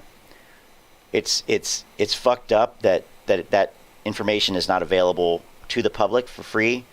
It's fucked up that Ortex charges so much for it. It should be publicly available, because, I mean, at the end of the day, people are, they're borrowing shares that are owned by investors. So it just fucked up that they charge so much for it. Also, their short squeeze signals are totally garbage, total garbage. And last thing, the apes don't understand that Ortex data is not self-reported by the hedge funds, or, in other words, it's not the people borrowing the shares that are reporting that they are borrowing them. It is the institutions that are lending the shares that report it to Ortex. That's what they mean by self-reporting. It's not self-reporting by the hedge funds. That's exactly the point of these transparency things. Hedge funds don't have to report their short positions. They don't have to report them. They want to change that so that they do. So that right there shows you the level of the attention to detail. These people are paying to this stuff. You don't need to know, really that should say a lot. I mean, it does to me, but they are agreeing with me that Ortex is meaningless. Well, okay, it's meaningless in the fact that, okay, I guess I didn't really follow through with the statement. It's meaningless in this case because short interest alone, and I said this before, high short interest alone, which, 20%, in most cases would be considered high short interest. I'm not going to deny that. But that is one component that would indicate a short squeeze, or that would, bring about a short squeeze. So, you can talk about short interest all you want, but I mean, when you have basically zero trading volume, you have no buying pressure being put onto a security. You have nothing pushing it up. You have institutions pushing it around whichever way they want based on volume, but, you know, buying and selling volume. So it is meaningless when it is used as an AMC short squeeze catalyst, because it is one, you know, piece of the pie. But high short interest alone would not necessitate a short squeeze. It would not guarantee a short squeeze. It would be one thing that that would be required for that to happen, but it doesn't necessarily indicate it. And they are still feeding it to their subscribers, because it is the one piece of actual evidence, the one piece of empirical data, even though it's, you know, it is fairly accurate, you know, like they have to adjust it based on the exchange reported, but it's fairly accurate. It's off by a few million, whatever. And also, one thing that a lot of the apes don't know either is that returned shares and borrowed shares are officially returned when they clear, when they settle, which is T+2, and the shares are officially borrowed when the sell trade to open is settled. So that's T+2. So what you see on Ortex is 2 days old. You have to look 2 days before, T minus 2 days on Ortex to see any correlation potentially. So, but they don't talk about that. They talk about it as if it applies to the same day, which is just, that's not, I mean, they talk about this stuff. Ortex, it's not a secret. It's not a secret, you know. No, here's Ortex. So, all right, 2.04 million returned shares, 1.78 million borrowed shares. So a little bit more returned than borrowed. So short interest went down by 0.1%, which is really no meaningful change. So what does that mean? That means that 2 days ago, Tuesday, 2 million shares were covered, bought to close, and almost 2 million shares were borrowed. That doesn't mean they were sold short at that time, although if they are reporting when they on trade settlement, that would mean that they were sold short that day. So that's how it works for retail investing, at least. Like if you short something through Thinkorswim or Fidelity, the actual borrow takes place on the settlement. So yeah, but anyway, the point is that like this doesn't have anything to do with today. It's being reported today, but you know, everything's 2 days off on reporting, so nobody talks about that. Nobody wants to talk about that. They can't, you know, they can't, and like, great. Like, days to cover is meaningless here as well. I say meaningless because, you know, what even is it? 2.46? Well, the only reason that that's even higher is just because the low trading volume. Just because of the low trading volume. Utilization, 100%. Okay, sure. Like that, I don't know how they can get away with having 100% here. I don't really care. It doesn't matter. It doesn't make any difference. No difference whatsoever. The short interest is still going up and down, so figure that one out. I don't care. On loan, so utilization on loan and on loan are pretty much the same thing. So if utilization goes up, you know, I mean, when the number of shares available to lend changes, yeah, they're going to diverge a little bit. But, you know, shares on loan, if that goes up, utilization is going to go up too. So I don't know why you would need both of those on there. Cost to borrow is like nothing. So they're basically giving this thing away to short. So whatever. Yeah, see, it's not really that useful for this. I don't know of anything. I don't know of anybody who's actually used Ortex to be profitable. somebody told me that they were, but I don't know if I believe them. But I haven't seen any actual evidence. So let's see here. One of the new SEC rules is to reduce T+2 to T+1. Approved, waiting the public opinion phase. Yeah, so that's true. T+1. I wonder if they will change the pattern day trading rules. I doubt they will. Although it would seem that if you were on a cash account, then that would shorten the settlement times. So that would probably be the way to go in terms of day trading on a small account. So just something to think about. Jose, hello. Don't think I've seen you here before. Welcome. I always wondered if AA paid some YouTubers to keep Apes holding long enough for him to sell.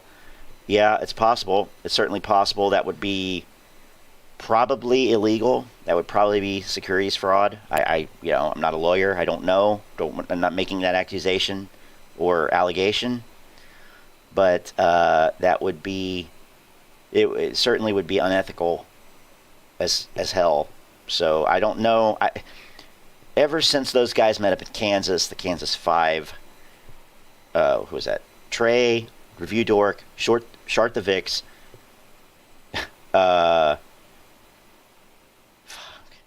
Rogue the Legacy, I think, and who was the fifth one? Oh, TMI, Misinformed Investor. Those guys met up in Kansas, which is conveniently the headquarters for AMC.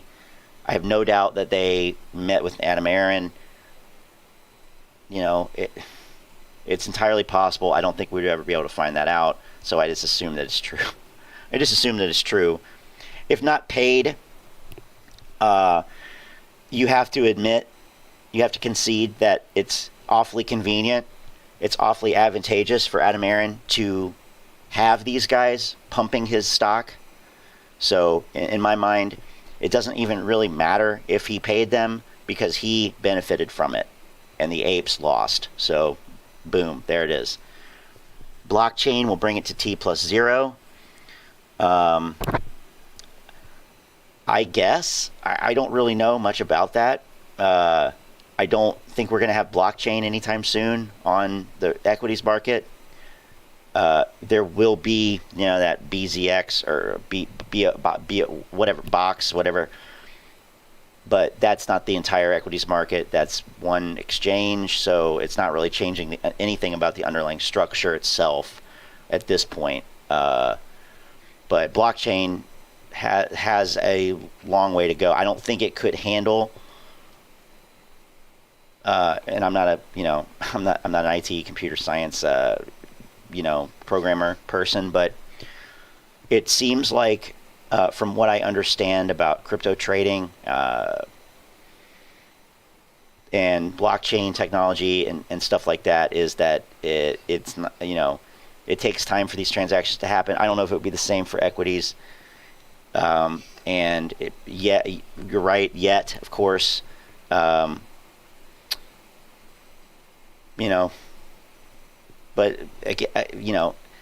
it's a thing where who operates the markets.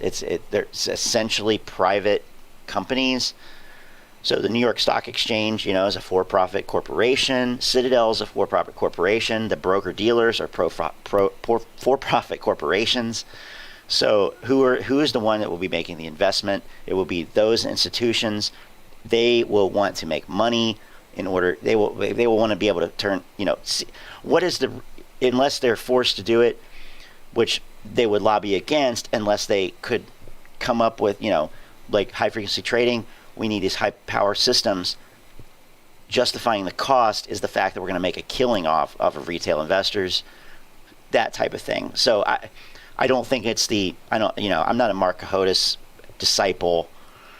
I don't think that it is the answer to everything, at least at this point in the form that it exists.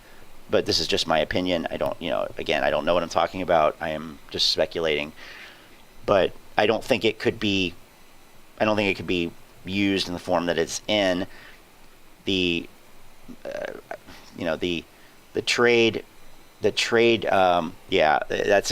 what I'm trying to the time would have to be calculated much, much faster than in seconds.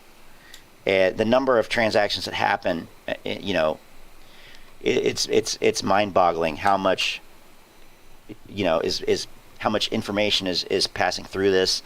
Also, you have a whole thing about latency arbitrage, latency issues, and that would be a whole thing. So I don't want to even get into that issue, but there's a lot of it's not ready for prime time yet, I don't think. But I guess it would shorten it to T0.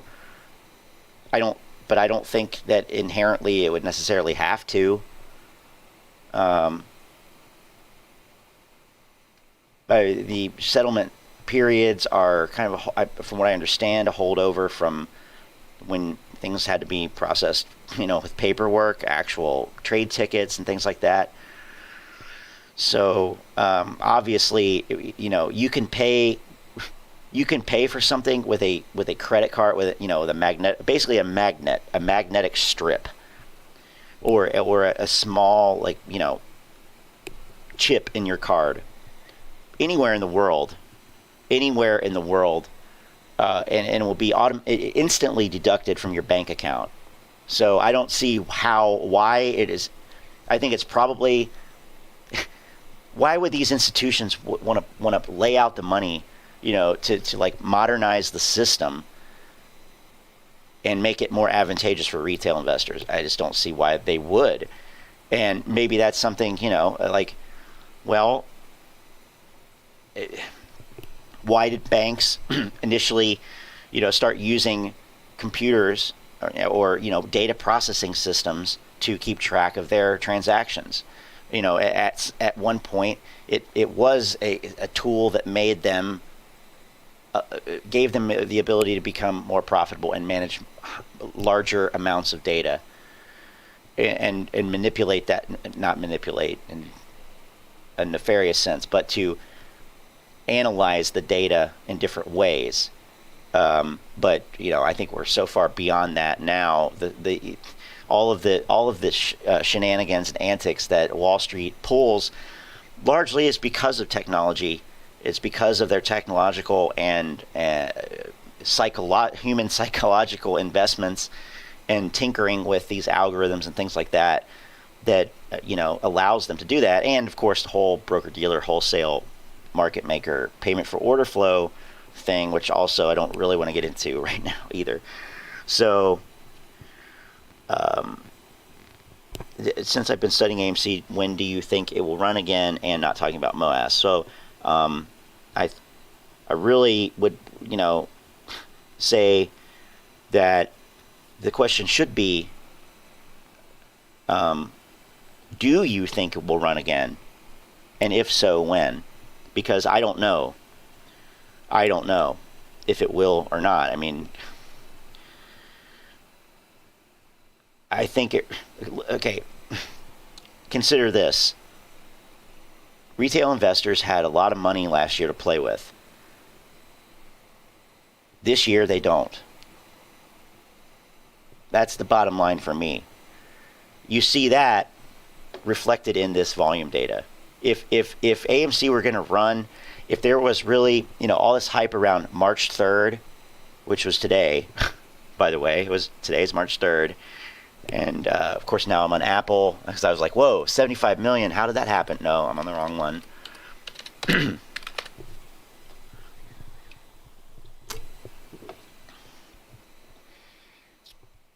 Still at 24.6 million.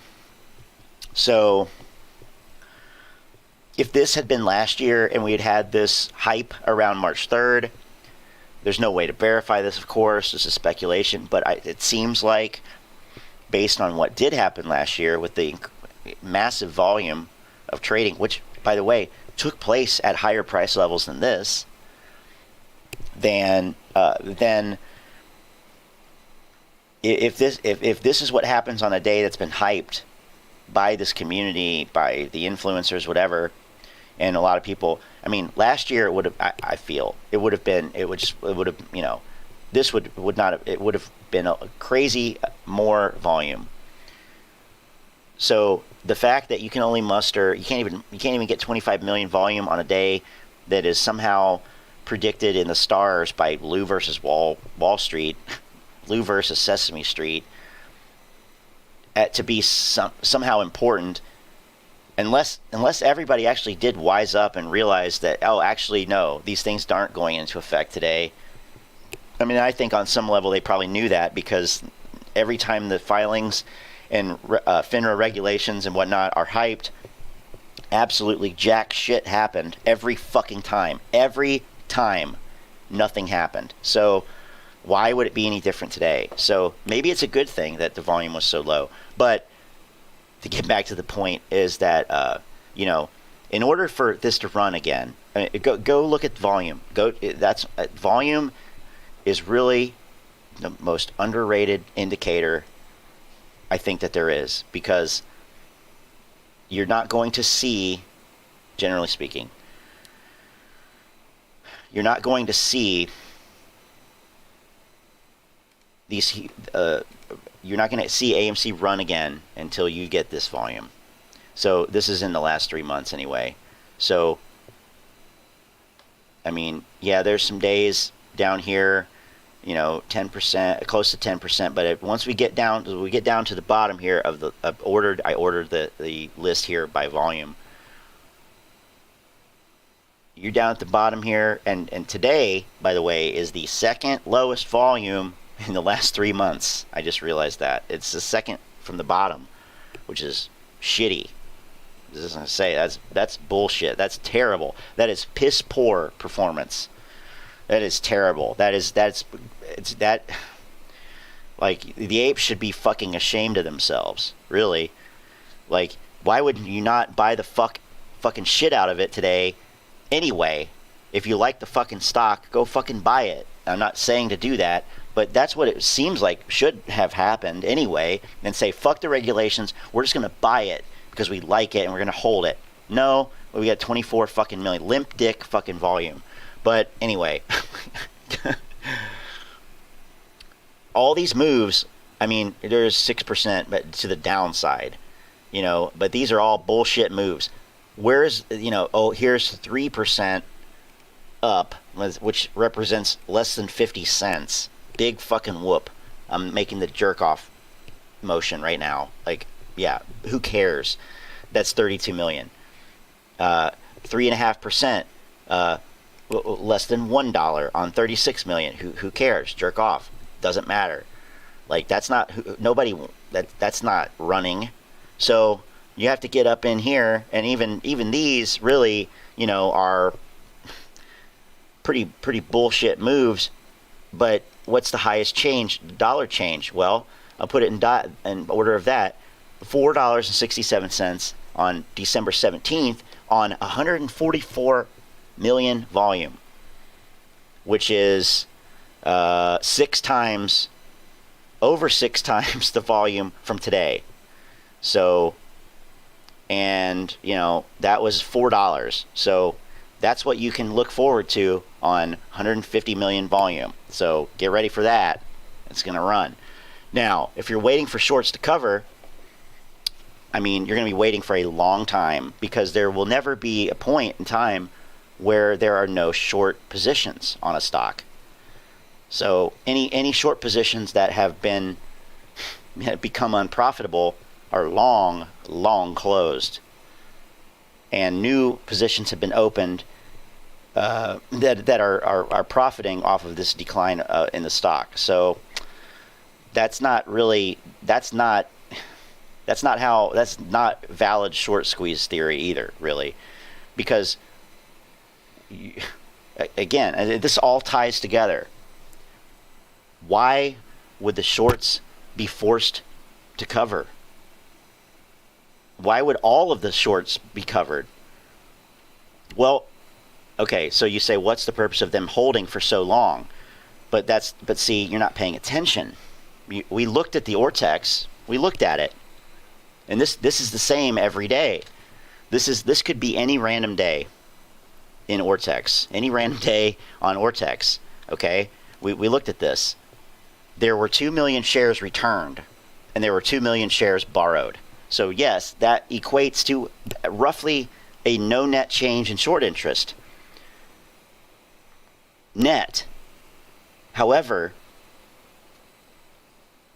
some people, 2 million shares worth of short positions were closed, and 2 million shares worth of short positions were opened.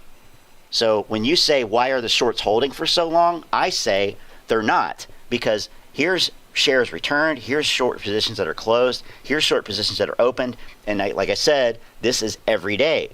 Every day there are returned shares. This is one of the big fucking problems with the AMC influencer grifters and Ortex. They never, with a capital N, they never talk about return shares. They don't mention it because it goes against their narrative. They don't want you to understand what this data says. Period. They don't want you to understand it. They want you to be ignorant. And I'm starting to get fired up. I can feel it. That's bullshit. They don't want you to know what you're looking at. They just want to tell you what it means in some crazy, delusional, ignorant narrative. No. Short positions. If you think, and I can't even see, where is it? And this is dumb. Like, let's zoom all the way out. Where's the price? I can't even tell where the price is. This is such a fucking cluttered chart. It's so stupid. 20. Why would you go back that far? I don't understand. So here's 2021. That doesn't even make sense. Like, oh, we're just looking at the end of 2022. Okay, so this does not correlate to that. All right, whatever. So we can't see it, but if you think that, okay, so you have to just bear with me here where my cursor magnifying minus sign is here. Down over here where the price is really low, like $5 or, $10, $19, whatever it is here. If you think that these short positions have held through this run up and this slow decline of the stock, and that those short positions are still like losing money massively, then I hate to tell you, that's not the reality. That's not how it works. Like, that's just not how it is. Short positions profit when the stock goes down. So, and unlike the apes, when institutions start losing money, when they start losing a predefined amount of money, it's like risk management. They have entire departments that handle this shit. So when they start losing money, they're going to close a trade as small loss and get out, and maybe reevaluate, redo something else later. But it's these institutions are not hurting. They're making money. They are making a lot of money because the apes don't understand the game they're playing. Simple as that. The apes have bitten off more than they can chew. They have stepped into an arena where they don't know how to play the game that's happening, and the ball is whizzing by them, and they are not able to keep up with it. So, and again, all these lines on this chart, all these possible lines. Now you have on loan average age, which would tell you the average age, the average length of time that a short position has been open, or that, strictly speaking, the average length of time that shares have been on loan. Shares that are on loan for an extended period of time are short positions. So you can't even, those are short positions. So it'll tell you the average length of time that a share has been sold short on average total. So, but they never show that. They never show that either. Oh, Citadel did fare well. They very much did fare well They made a lot of money. Don't kid yourself. Citadel fucked you in the ass, essentially. while you were being told that, you know, oh, Citadel margin calls, Citadel's blah blah blah. Yeah, retract that message. That you know, if that's what you meant, you might want to rephrase that one. But Melvin Capital, well, that was GameStop. That was, you know, that was different. That was bigger than AMC, and that was last year. So that's over and done with. That was on a different run up. You know, that has nothing to do with now. Okay, so they again they're using Ortex data. They're cherry picking and choosing from this data of what they want to show you. So they don't want you to know that the average age is probably, I don't know, 2 months, not 12, not 10, not 1 year. No, that's not how it works. So yeah, let me look at some of these messages here. We got a lot. So we need a legal audit of the shares. I don't know. I don't think so. So then what about the synthetics? What about them? What are synthetic shares? What are synthetic shares? Where did you know, like, what is the genesis of this? What is a synthetic share? And how do you know that it exists? And what is the you know, what is the life cycle of a synthetic share? And if I didn't say this, like, who did you learn about synthetic shares from? And do you have resources that empirical data that show these things? So you know, and I would say no, there isn't, you know, nobody, you know, it's a classic manipulation technique, is to, you know, basically tell people that they're being lied to and scammed, you know, and that they are, fraud is being enacted on them. In other words, the price should be higher, and so I'm going to come up with this fake idea of synthetic shares when giving no empirical evidence has been shown. No empirical evidence has been shown for a synthetic share. Nobody can even define a synthetic share. Oh, that's results from naked shorting? There's no evidence for that either. Why would it doesn't make any sense. There's no evidence. That's the biggest problem. There is literally zero evidence for that. And if you want to talk about fail to deliver as being evidence of naked shorting, well, then you need to go do some more reading on failed to delivers. And by the way, I'm talking about illegal naked shorting by hedge funds or institutions, not market maker naked shorting, which you literally need to be able to, you need to allow that in order for this thing to even happen.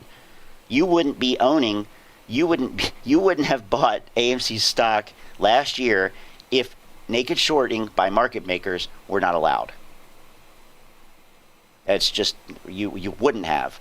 Or, you know, it would have played out differently, but the reality is, and I didn't say no synthetics ever in the history of trading, but, you know, there's no, but synthetic hasn't been defined. This is you want to talk about straw men? Come on, man. What's a synthetic share? How does it, where does it come from? Where is the audit trail? How do you know it exists? And why, if it's fake, if it's counterfeit, if it's synthetic, why would it ever have to be covered? Because they never borrowed it from anybody. Borrowed shares are sold short, have to be bought back in return to the person from whom they were borrowed. If they were never borrowed from anybody, they would never have to be returned. So, if they were never borrowed from anybody, they wouldn't be on the books. So why would they ever be bought back? Why would they ever be bought back? And market makers don't sell synthetic shares. They don't sell synthetic shares. It's not how it works. When you buy, if you know, you're buying a stock, that it's just not how it works. Let's see. So no, there's no reason to have a share audit, because you know, if the shares aren't available, if the shares aren't available to fulfill the trade, it won't happen. It will not go. It'll be. There's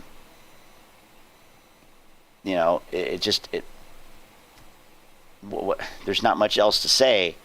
Yeah, I mean, bad backs talking about providing liquidity. That is the market maker exception, and that's what we're talking about here. So that's not synthetic shares.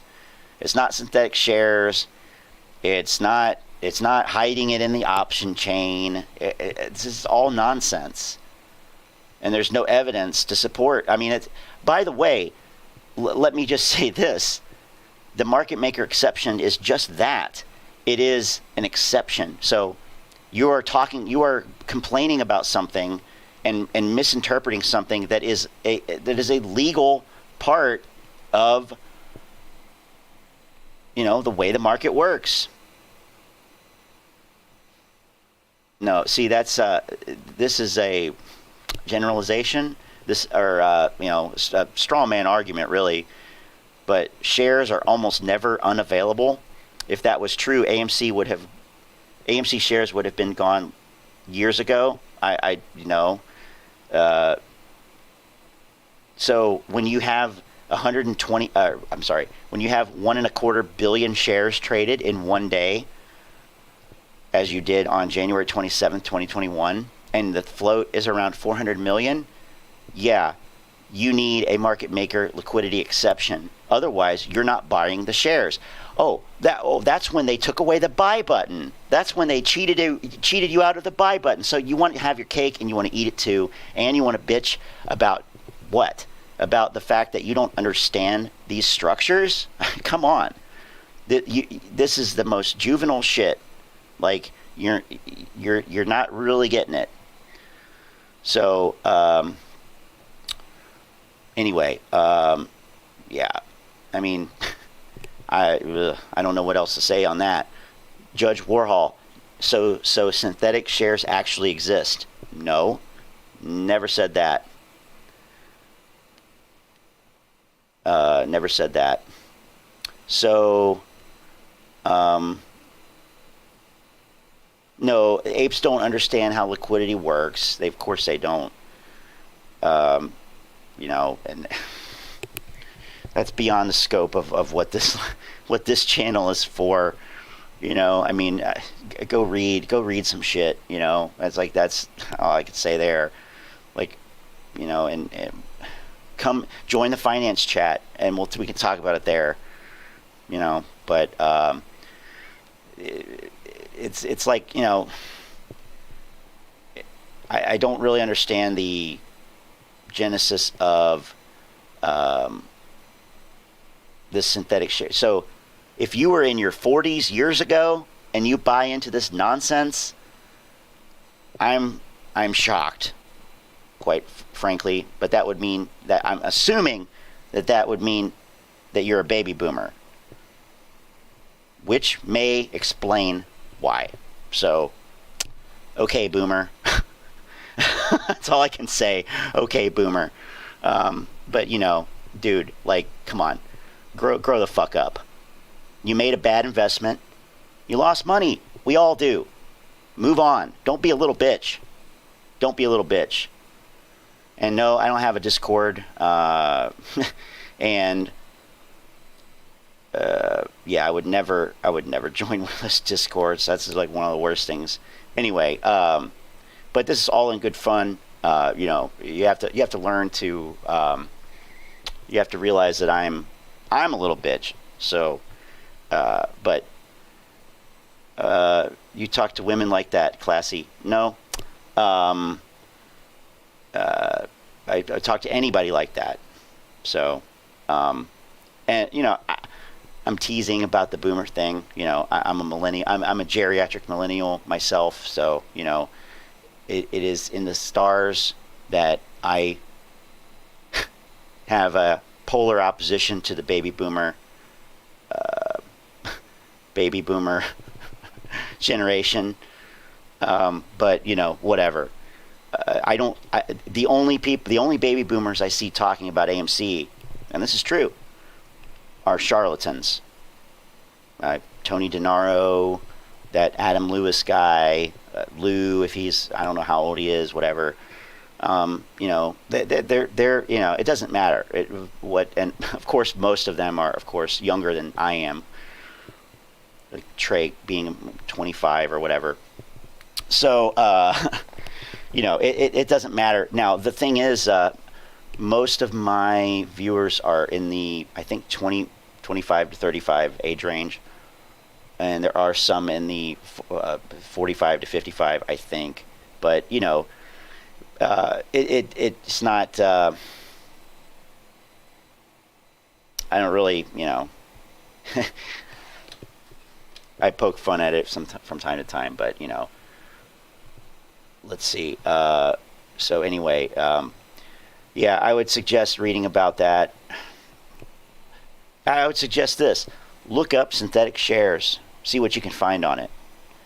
Do some research on it. Not on any of these ape websites. Not on Reddit. Not on Twitter. But like an actual resources, or, you know, go to Google Scholar and look for it and see what you find. You know, you're not going to find much, because it's not something that anyone really has ever talked about, like in this context. So, you know, that says it all. But anyway, well, name calling, stereotyping. Come on, give us some more red flags, asshole. Yeah, the irony of you know, calling somebody out for name calling and then calling them an asshole. So, yeah, you're a boomer. You are a fucking baby boomer, aren't you? Get the fuck out of here. You don't like what I'm saying? Go the fuck away. I don't give a fuck. You know, really, doesn't matter. Doesn't matter. Unsubscribe if you want to. Unsubscribe, because I'm cutting through the bullshit here. And you get stuck on some, you know, oh, you hurt my feelings. You hurt my feelings. That's why you're stuck in AMC then, you know, because you're running on your feelings. And there's no room for feelings in this. You know, numbers don't have feelings. They don't care. But everything that these guys are talking about is 100% emotionally charged. And that's the problem. So, you know, you know, I don't know what these red flags are indicating. They're indicating that I don't care about your feelings. That, you know, I don't know, whatever. Now, this is ridiculous here. People will kill themselves after Moass. Let's get real. This Short Squeeze channel is one of the most dangerous channels I've seen, actually. Here's another video from months ago, put out by Tickerbox. You know, this is old. AMC did great today, but stocks got wrecked. I mean, huge news, bullish as fuck. No.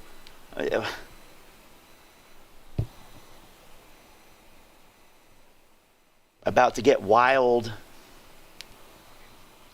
Desperation, there is no excuse left. Now they're doing this. Finally, the number of synthetics verified for AMC stock. And you can trust Finance News for that, because I guarantee you, that when I click on this video, I don't know if it's going to be Clay or if it's going to be the Matt Stoner, the actor. He's a classically trained actor, but I do know that this is going to be a Reddit post. This is going to come from Reddit. What's going on, apes? Welcome back to Finance News. Thank you so much for joining us today and for your support. Clay here with a massive AMC update. Yesterday's earning call brought to light the bare minimum. I don't have feelings. I don't know what love feels like. I don't know what passion feels like. And that's beyond the scope of this channel. So if you want that, you could go watch Short the Vix, for example. Short the Vix. Or go watch, you know, I don't know, a channel that talks about those things. But, you know, that's, you know, I don't know. I don't know what your deal is there, Orbit, but, you know, yeah. Or maybe you're quoting a song or something. I don't know. Yeah, microphone. Maybe you're quoting. I don't know. But yeah. The point is to minimize that type of stuff here. Like, that's what it's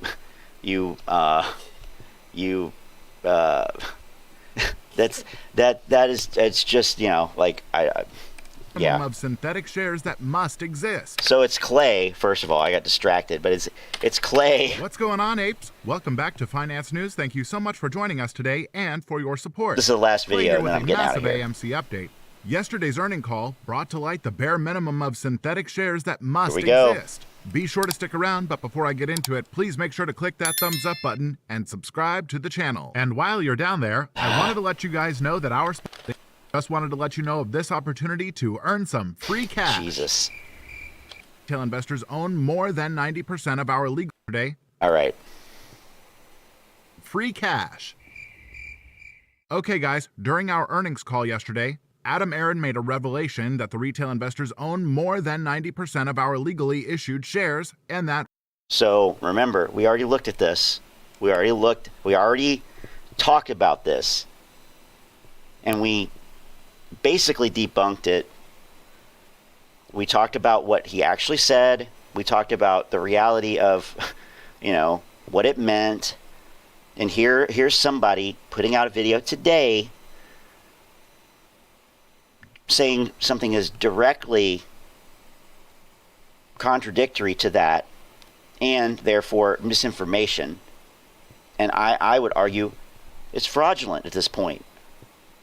It's fraudulent. Either at the bare minimum, it's negligent, because he's not taking the time to actually understand it and look at what was said and understand it. But, you know, even that, whatever this was, market realist, whoever that is, even that debunked it. And that's a mainstream media article. So, you know, he's not even reading the mainstream media articles. That's pretty bad. Retail owns the float. Immediately, AMC Twitter went into celebration mode. With wrinkled and smooth-brained apes alike working on the math. God, that cult language right there. Someone did the bare minimum math at 90% on the dot, and we officially have a baseline. Aaron Abrams posts, someone did the math on all... See, somebody should have... This looks like it's actually from... What is that from? Is that from... It's LinkedIn. That's from LinkedIn. The second thing there. Yeah, so I should have put money up on that. I would have lost money. It would have been the first time today, but so it wasn't from Reddit. I stand corrected. But LinkedIn, Reddit, Twitter, what's the difference? Now, this says someone did the math. So this person is posting it saying, someone did this math. There's no link. There's no name to who did this math. It looks like it's a picture of a whiteboard, but let's hear it. Confirmed retail ownership and confirmed institutional ownership. AMC is going to squeeze. We are looking at a minimum of 200 and... Those statements are not, you know, it's a non sequitur. Someone did the math on all the ownership. AMC is going to squeeze. Well, no, that non sequitur. 7,780,000 synthetic short shares. Remember, let me go back. Ownership. AMC is going to squeeze. We are looking at a minimum of 207,780,000 synthetic short shares. Remember, CEO Adam Aron of AMC Theaters confirmed on earnings call yesterday that retail owns more than 90% of the float. U.S. Securities and Exchange Commission, are you complicit in this illegal activity or just plain inept? This is bullish! Guys, I need to reiterate that everything Adam Aron says is legally binding, so over 90% could be 91%, it could be 100%, it could be 200%. He also made a comment about having no official sources that can verify that synthetic shares exist or the existence of naked shorting. However, he gave us all the breadcrumbs we needed to do the math for ourselves, and boy, are things starting to heat up. God. At User of Intellect tweets, oh, abuser of intellect. One of the biggest shills. I mean, if not literally, I mean, there's no way this person has a PhD. There's no way this person is, you know, they're biased. That's about it. Okay, so let's look at this. Okay. So again, I mean, right at the outset, right at the top, they're taking the float and multiplying it by 90%. Well, that's not what he said.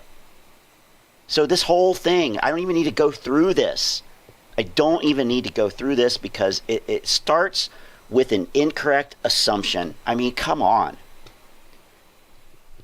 If I'm, you know, if you disagree with me on that, put it in the chat and tell me how I'm wrong about this. We looked at the statement. It says excluding index funds. So, but this is not excluding shit. It's taking the literal float, 513, and multiplying it by 0.9 or 90%.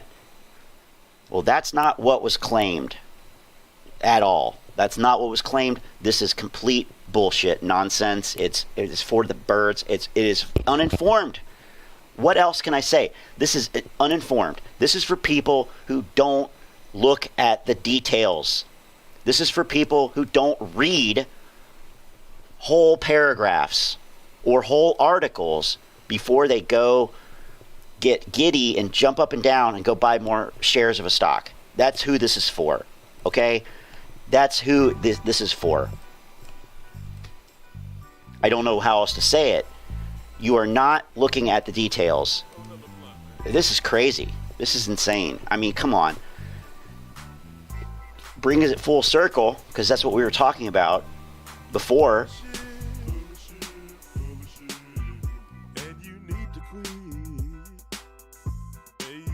I mean, so then they say, all right, retail owns 461 million shares. That leaves 51 million shares. So then they look at, you know, the institutional and the mutual fund totals. And these are the same numbers that basically come from Fidelity. So, you know, no, I never claimed I have a PhD. I never claimed that at all. This person did. Wait a minute. This person claims they have a PhD. But based on everything that I've seen from them, I believe I do not believe it. I do not believe it, because the quality of their work, I mean, it's like maybe they have a bachelor's degree in something, but especially misrepresenting statistics and making like questionable statistics, inferences and extrapolations. No, that's just not how it works. Like, this, you know, you're still going on about this. Adam Aron did say retail investors own the float. Are you serious? Come on. He said, excluding index funds, retail investors would seem to own 90% of the float. I mean, you know, I'm not going through it again. You need to go read it, do some research. But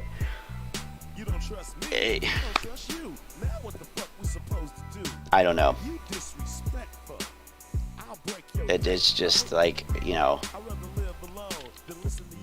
he gave a statistic that was murky, but you know, it's probably correct, minus the index funds. And he said retail owns the float. Okay, yeah, he said that. Like, that's a qualitative statement, but the quantitative proof, you know, says that it's excluding index funds, which again is probably correct. But I mean, this is nonsensical math. This is it's laughable, really. This is laughable, man. Retail, institutional, so they're adding it all up and they're getting 721. Now, I mean, I mentioned this before, but when shares are sold short, that creates another long position as well, as it's temporary.